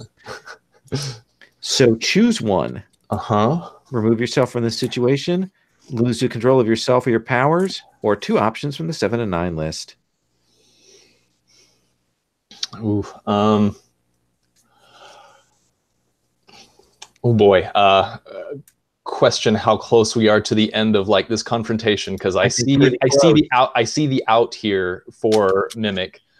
I think I'm going to remove myself from the situation, and I think Mimic sees Janine starting to disappear in this thing and like reaches out for no Janine, trying to help her in this moment, and she might get pulled with her.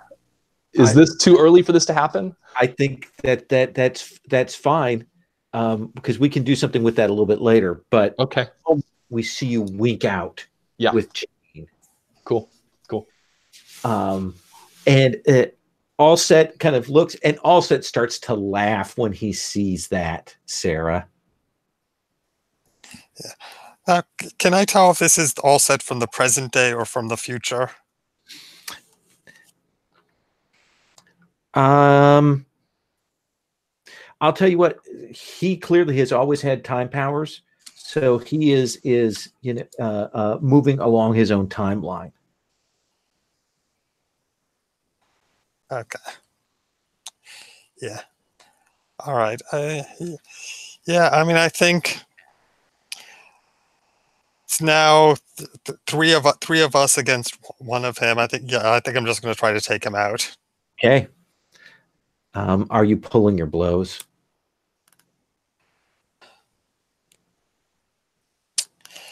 I mean, I'm pulling my punches because I do want to capture him rather than destroy him or anything. So yeah, I think I am pulling my blows. Okay. Then let's have you roll. Oh, that's not so good. That is a 5. That is a 5. If Gabriel is up for it, we could try and do those last two teams since there are 3 of us. Yeah, that sounds perfect. No. I'm happy to fail this one. Okay. This is okay. Yeah. Then you will go to grab him, and he pushes on you, and hits you with this chrono energy, and somewhere you can feel your uncle fall down.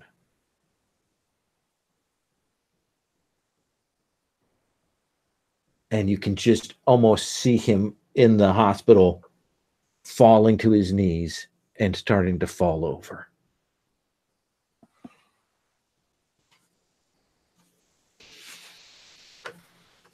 And he says, "Oh, your legacy is so connected. Didn't realize how tightly you were all bound together."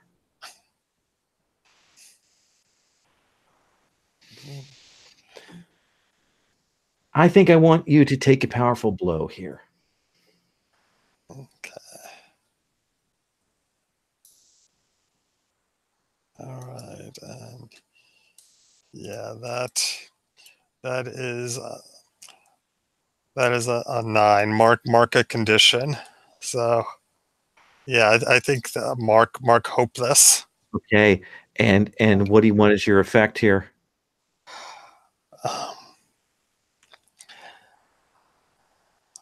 And I think I keep the attacker's attention. Oh yeah, he's this is something this is clearly a new thing, a novel thing he hadn't considered, and that his attack could do that in like a reach across the his eyes widen as he's like taking in the possibilities of that.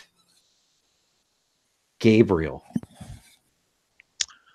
So I think Gabriel sees that all set is the only one left. Yeah. And turns to him and says, the difference here is that we're trying to help others and we're trying to help everyone, and you're trying to destroy everything. And Gabriel just comes down with a big solid hammer on all set. Okay. So that's directly engage. Directly engage. So I think that's a straight roll. And I rolled a 7. So pick one from the list. Resist and avoid the blows. Take something from them. Create an opportunity. Impress, surprise. I think I'm going to take something from him. And I'd like that to be the thought that he's in the right. He was doing this to try and, for some reason of his own. And the realization that we're just kids fighting to do the right thing. And he's destroying. He's not on the side of right. Yeah. That's interesting. Because it is one thing where you're trying to change a person's personality there with that. So okay. That's fine. I can pick something else. Let's create an opportunity for your allies. Okay. Then. So he's kind of blinded by that assault, and that opens him up to others. Let's have you roll. Take a powerful blow. Yeah. And I rolled a 6 plus 3. I think makes it a 9. That is a 9.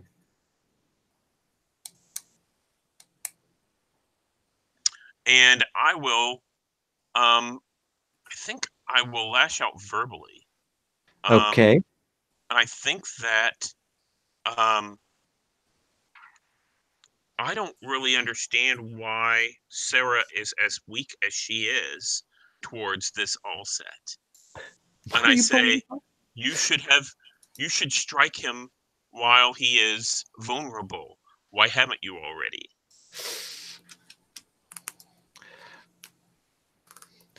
Overclock. You all set, Gabriel. You could tell that all set has done something to Sarah, but you also saw Mimic. And I think I just killed Mimic. Yeah. The Overclock is just sort of stunned, but he hears the struggle with Allset. I think he's almost on autopilot, like he's just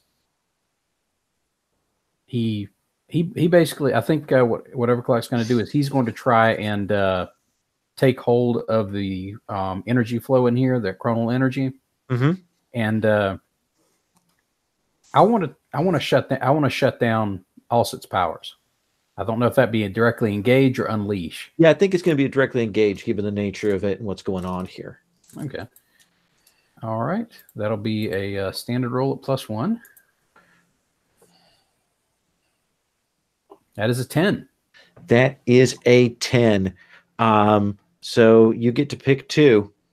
I'm going to resist or avoid his blows, and I'm going to take something from them, namely their temporal powers right now. Yeah. I think what you will see is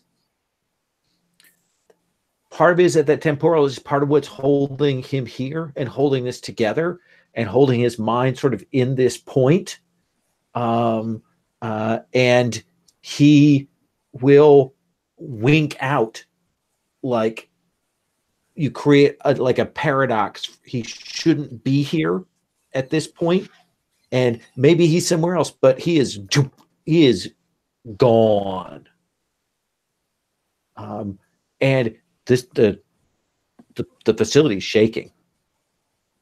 The base is crackling. Okay.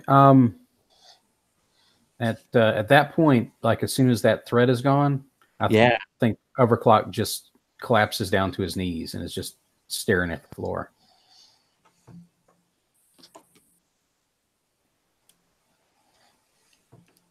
And he's mumbling, I killed her. I killed him. I killed him. Right. I think I'm grabbing his shoulders and I'm saying, you've got to stabilize the sanctuary, Will. You've got. We need to get Allie back. And with Sarah basically saying that, telling him to do something, I think that maybe shakes him out of that a little bit. Okay.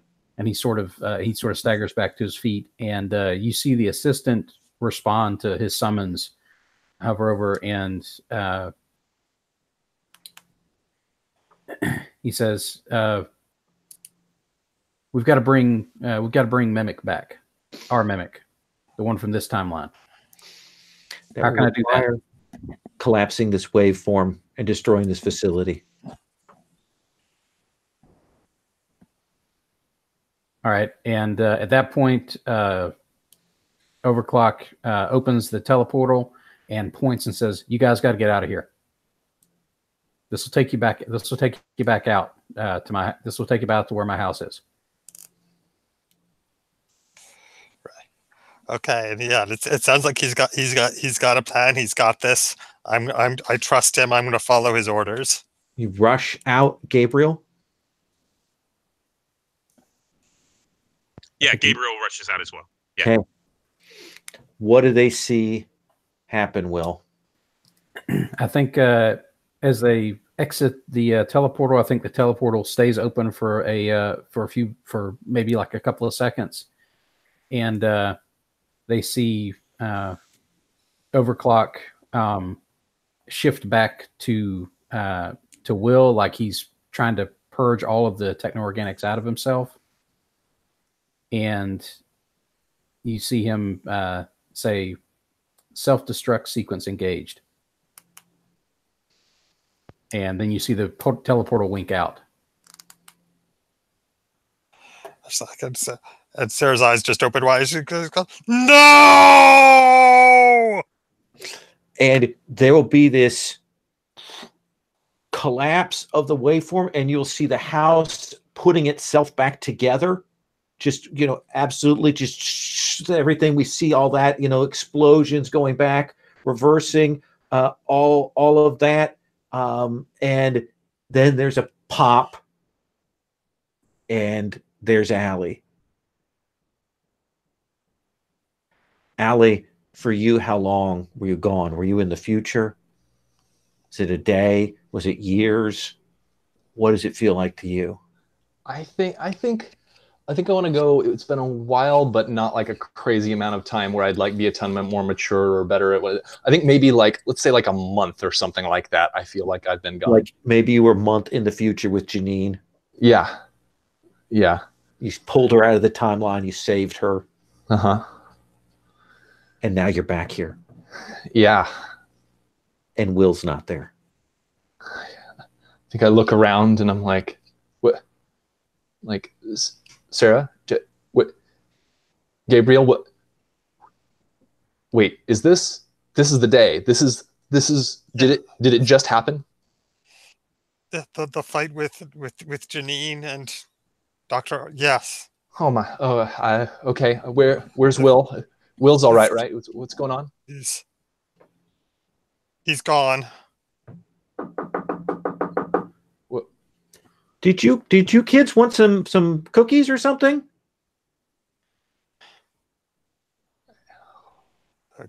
Oh God, I can't. Yeah. Not right now, Mrs. Collier. All right. I don't know if he eats or not. What do we do? What? Well, we just have to wait a little while for Will to reboot, right? No. That's perfect. No, this is... People don't reboot. Not humans. Then what happens? He doesn't come back.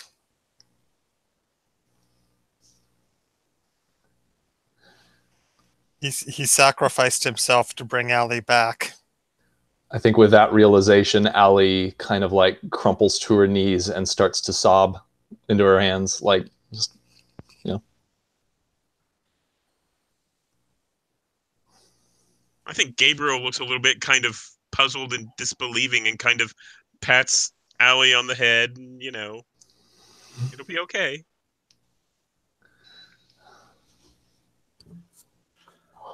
And I think we're going to move to epilogues here. Oh. Let's start with Allie. Yeah. I'm going to save you for last, Overclock.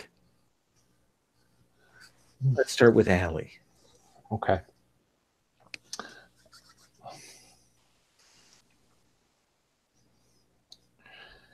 Oh man.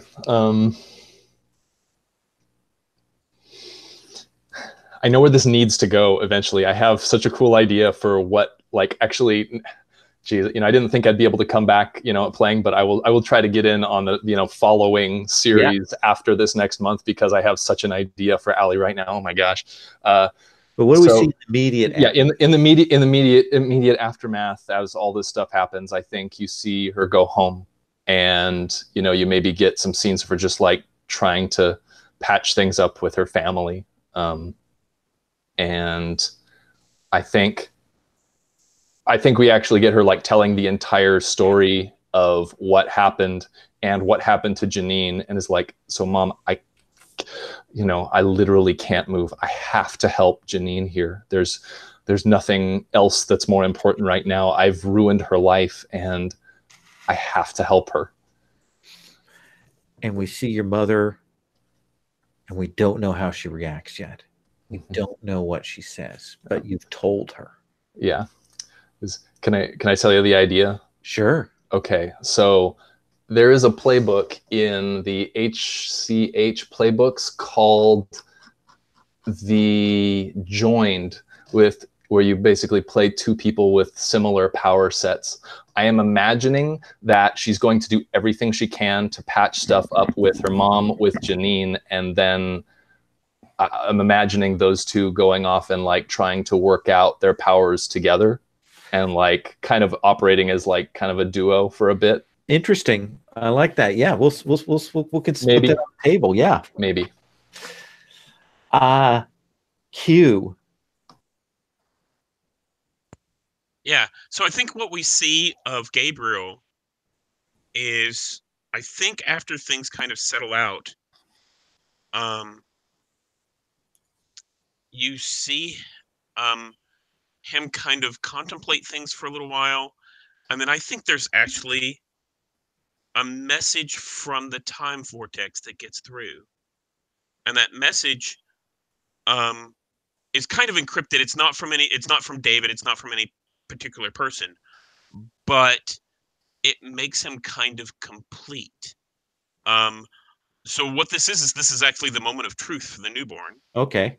Which is everything snaps into focus, and suddenly you're a full thing, true and complete. You didn't know how much you were missing before and how fragmented you were, but you're not just these little lessons. You're a real boy at that point. So I think that's what we see, is all of a sudden this completeness forms around Gabriel. He returns to his family's home, and mourns the loss of his adopted father, or over the inert body, and seems again uncharacteristically mature and complete for what he had been before, which is also a little unnerving, because Gabriel isn't the naive, innocent, goofy, bumbling thing that used to be for some period of time, until he reboots. Something comes forward and reduces me to a machine again. Yeah. Nice. Very nice. Sarah.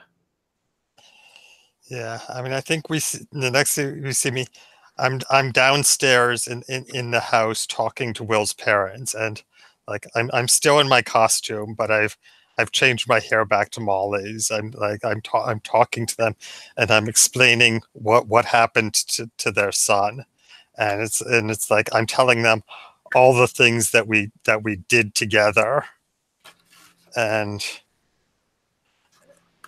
I'm just staying here and talking as long as they want. Do you think they take it well? I mean, well, no, of course not. No. I mean, what have you done to our son? What did you do to him?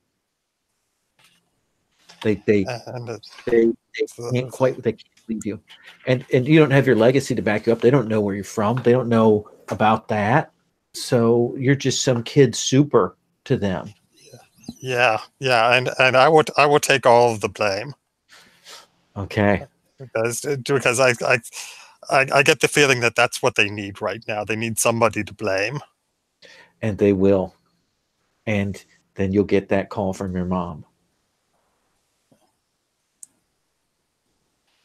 Yeah. Molly? Something's happened to your uncle.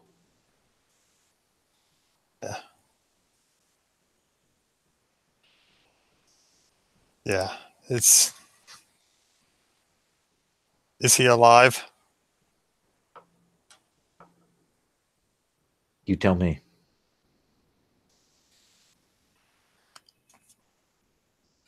I mean, I think he is alive, but he's in a coma. Okay. Yeah. He collapsed at the hospital. They don't know exactly what happened. There's some people from Aeon and things looking after him, but he's out. How's Tariq holding up? As well as can be. He knew what he was getting into. I think, Mom. I think I'm going to spend the night with Tariq, Mom. I think he needs me.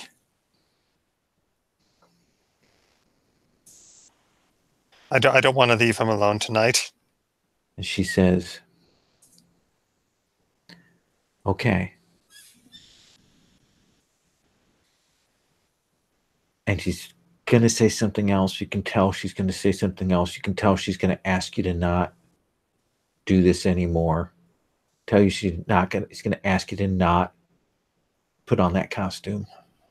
And then she stops herself. Not the right time to ask you that.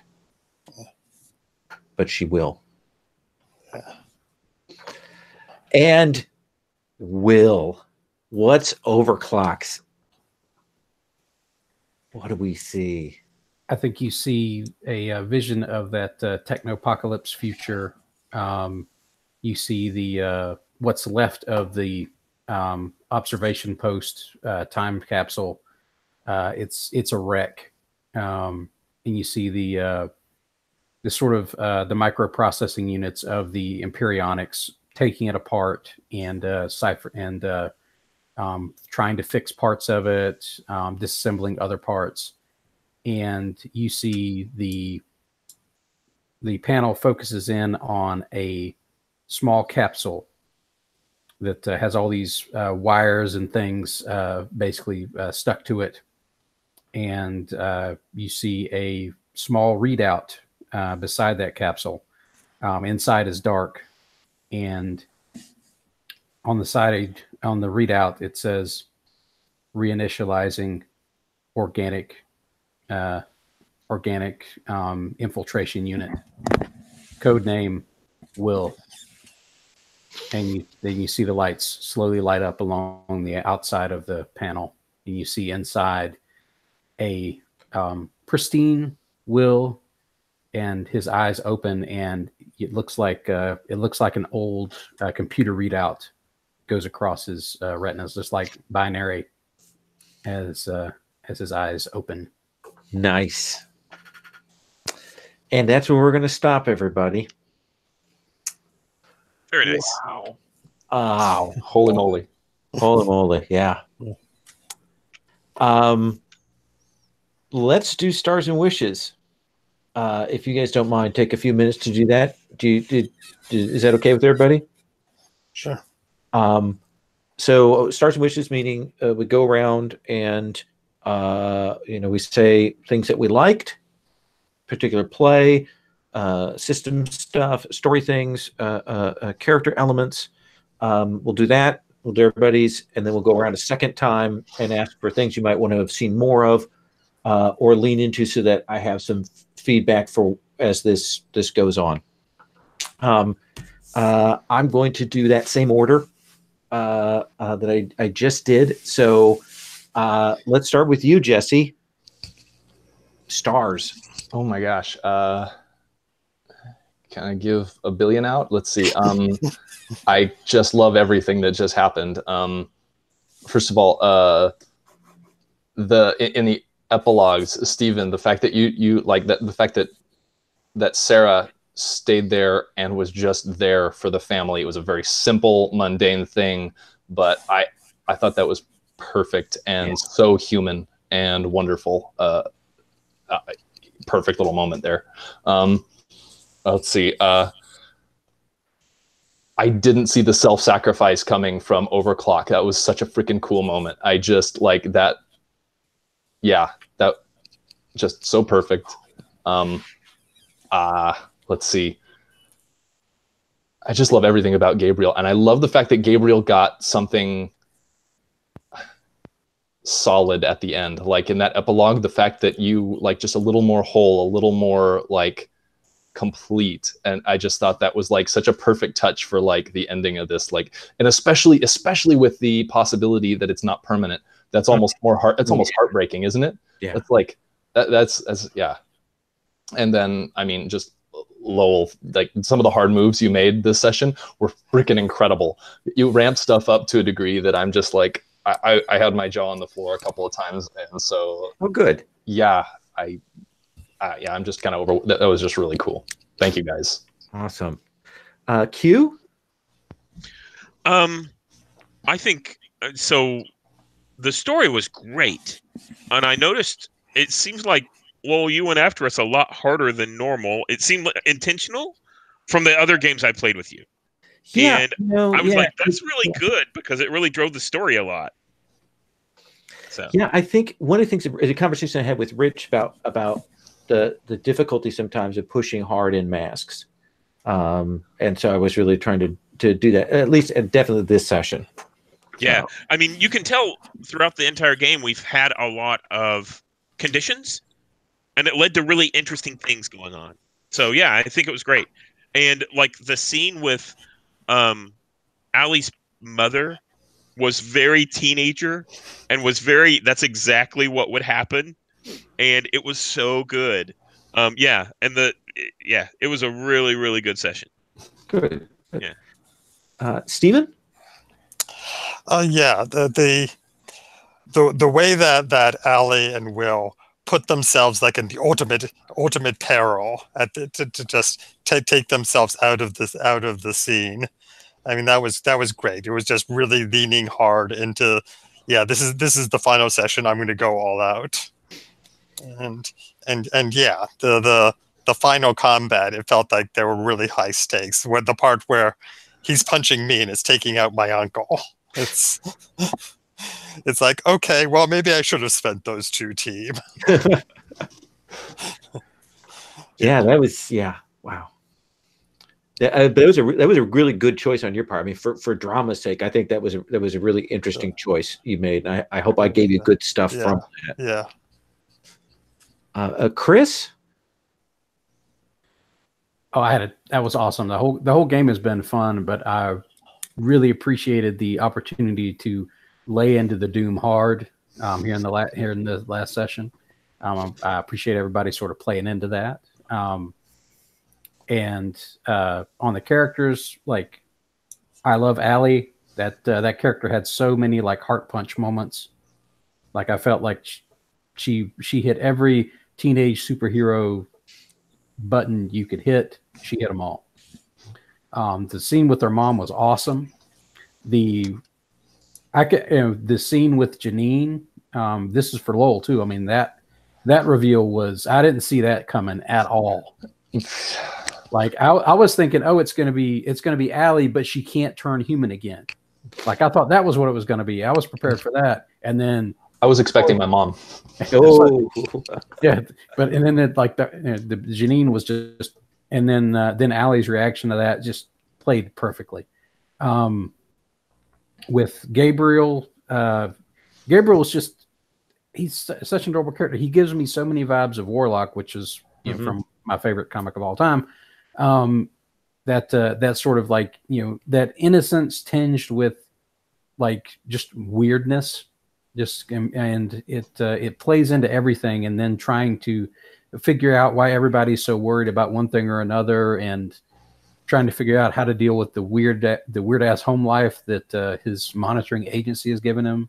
I loved all of those points and how they worked into how Gabriel was trying to grasp what the heck we were doing and why the heck we were doing it, and then while his family was doing all that stuff. I got a lot of that, and I enjoyed it. Sarah, Stephen, you played the perfect teen superhero leader character. Like, it's like if I was making a list of like all the things, like, you hit like Robin of Young Justice vibes, you hit like Robin of Teen Titans vibes, like the person who really knows how this is supposed to work, and the main frustration for you was basically us continually messing with it.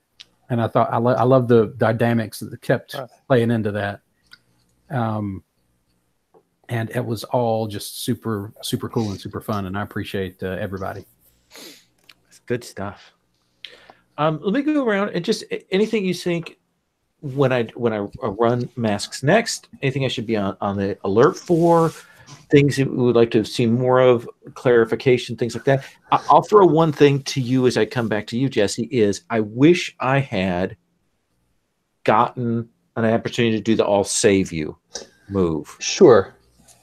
Yeah, that could have been interesting. I was expecting things to go that way, like with like maybe my mom being in danger or something like that. But honestly, I don't miss that it didn't happen, because honestly, the direction things went were possibly more satisfying and less expected. So I'm totally cool with that one. Okay. FYI. Yeah. It's a move I would love to have seen in play, but honestly, if it was it was either what happened or get that move in play, I'd much rather have what happened. Okay. Yeah. Anything you think that you would have liked to have seen more of, or that we didn't get to, or that I should be on the alert for? Gosh. I think, and this is something that I could have pushed for harder, but I think part of the playbook for the Janus is the obligations, and I didn't really end up hitting those. Yeah. Other than occasionally saying, yeah, I was working at my job, but it didn't really end up being like a conflict between team stuff and obligations. I think that's something that like I could have pushed for more, and I don't know, but that's a really good point, because I ran a Janus, and those obligations were really important to what I did, so I should have kept an eye on that. Yeah. Everything still went incredibly, but I just think that's one extra layer that could be cool. Okay. Q, anything you want to point to? So I've got a couple of things. One was I should have kept in mind some of the stuff from my playbooks, like the blank slate with the lessons. That was a little weird to get a hold of and figure out how exactly those play. I think I could have leaned into that a little bit more and adjusted those and taken more advice from those. I think that's a push to explore newness through the eyes of this playbook, and I didn't really take advantage of that. If I were to do, I would say one of the things I would do now that I've seen the newborn is I would definitely push the newborn player to have a caretaker like really on stage. Yeah.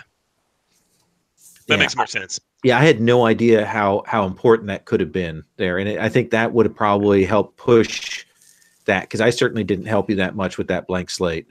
And then the other thing was I struggled with, and again, I should have. I have a fix for this. I struggled knowing, because I had so many conditions checked, which ones were negatives to which moves, and normally I have the basic playbook printed out. I have the basic moves printed out, so I could compare that, and I didn't have to swap back and forth between pages to see which conditions I had and which things were marked and which things were minuses. So I think if I just printed it out, I think it would have been easier. And I think what I might do before the next time I run this is I can probably fix this sheet such that that information is there. Oh, that's interesting. Yeah. So would it automatically subtract like whenever you select the potential, or would you just list them next to it? Yeah, I think what I would probably do is just put the list below so that people could check that, because I don't know if I could work it in, because of course the different labels affect different moves. So I'll probably just put it in there as a reference, because I think that it is important. I had the cards in front of me. So because I don't remember them, so I had these, and I was going, oh yeah, -2, stuff. But that's a really good point, and that information needs to be better in there. Stephen? Yeah, I mean, I think there could have been more with members of my legacy trying to influence me as a hero. I mean, the way it was like my Uncle Ted was sort of maybe just discouraging me, but not really trying to shape what kind of a hero I would be. And I think there could be something with Uncle Ted having one idea of how I should be a hero, and I mean, we can get my father out of jail, and he can have another idea of what a hero should be, and I have my own ideas of what a hero should be. I think that's fair. I held off on your dad because it felt like a whole nother plot line in some ways. Right. I didn't want to do it like a disservice, but that's a really good point. I should have done something more with that. The grandfather was off the table. I could have definitely done more stuff with your uncle and even with your mom. Yeah. Yeah, and in fact, since I got up to 5 potential, I think I'm going to take the Legacy Matters move. Okay. So what do you think? Are you going to come back with Sarah? Yeah. I think I will come back with Sarah, because it seems entirely reasonable that the group has sort of fallen apart after this. Okay. So makes perfect sense for her to continue. And also my alternate plan for another character was going to be Dr. Allset's protege, and I don't think that would work. Awesome. Chris, I'm going to give you final word. We kind of I got to play up a lot of the Doom stuff. I think the only thing I maybe would have liked to have been able to play up a little bit more is have a few more opportunities to tag that Doom track. Yeah. Like the tricky part about the dark visions is like if I use that, I've sometimes that can throw a monkey wrench into other stuff that's going on for everybody else, and so that was a little bit hard, and I wasn't sure exactly how to do that without derailing stuff that was already going on. Yeah, the Doom track is. I think you're right. It is tough. I was trying to push hard, but I still didn't push hard enough on that. And I think that's a really good point. Rich, that's another thing that Rich has talked to me about is that he finds the Doom tough because unless you're going for a really long game, it's hard to really get that pushed up there. So gotta look at that harder. I appreciate you playing along with that though. Well, and I appreciated like getting to ramp it up and getting to wrap up Will in a way that felt really good. So we still got to get to that point. It's just we didn't get to do all the cool Doom stuff all along the way. Good point. I will keep that in mind if someone does the Doomed again. Thank you all very much. We are a little over time. I appreciate you coming along, and I hope we see some of you back for month 3. Chris, next week you have to make up a character. I'm always thinking about new mask characters, so that's all right. Awesome. All right. Well, I'm going to stop the broadcast.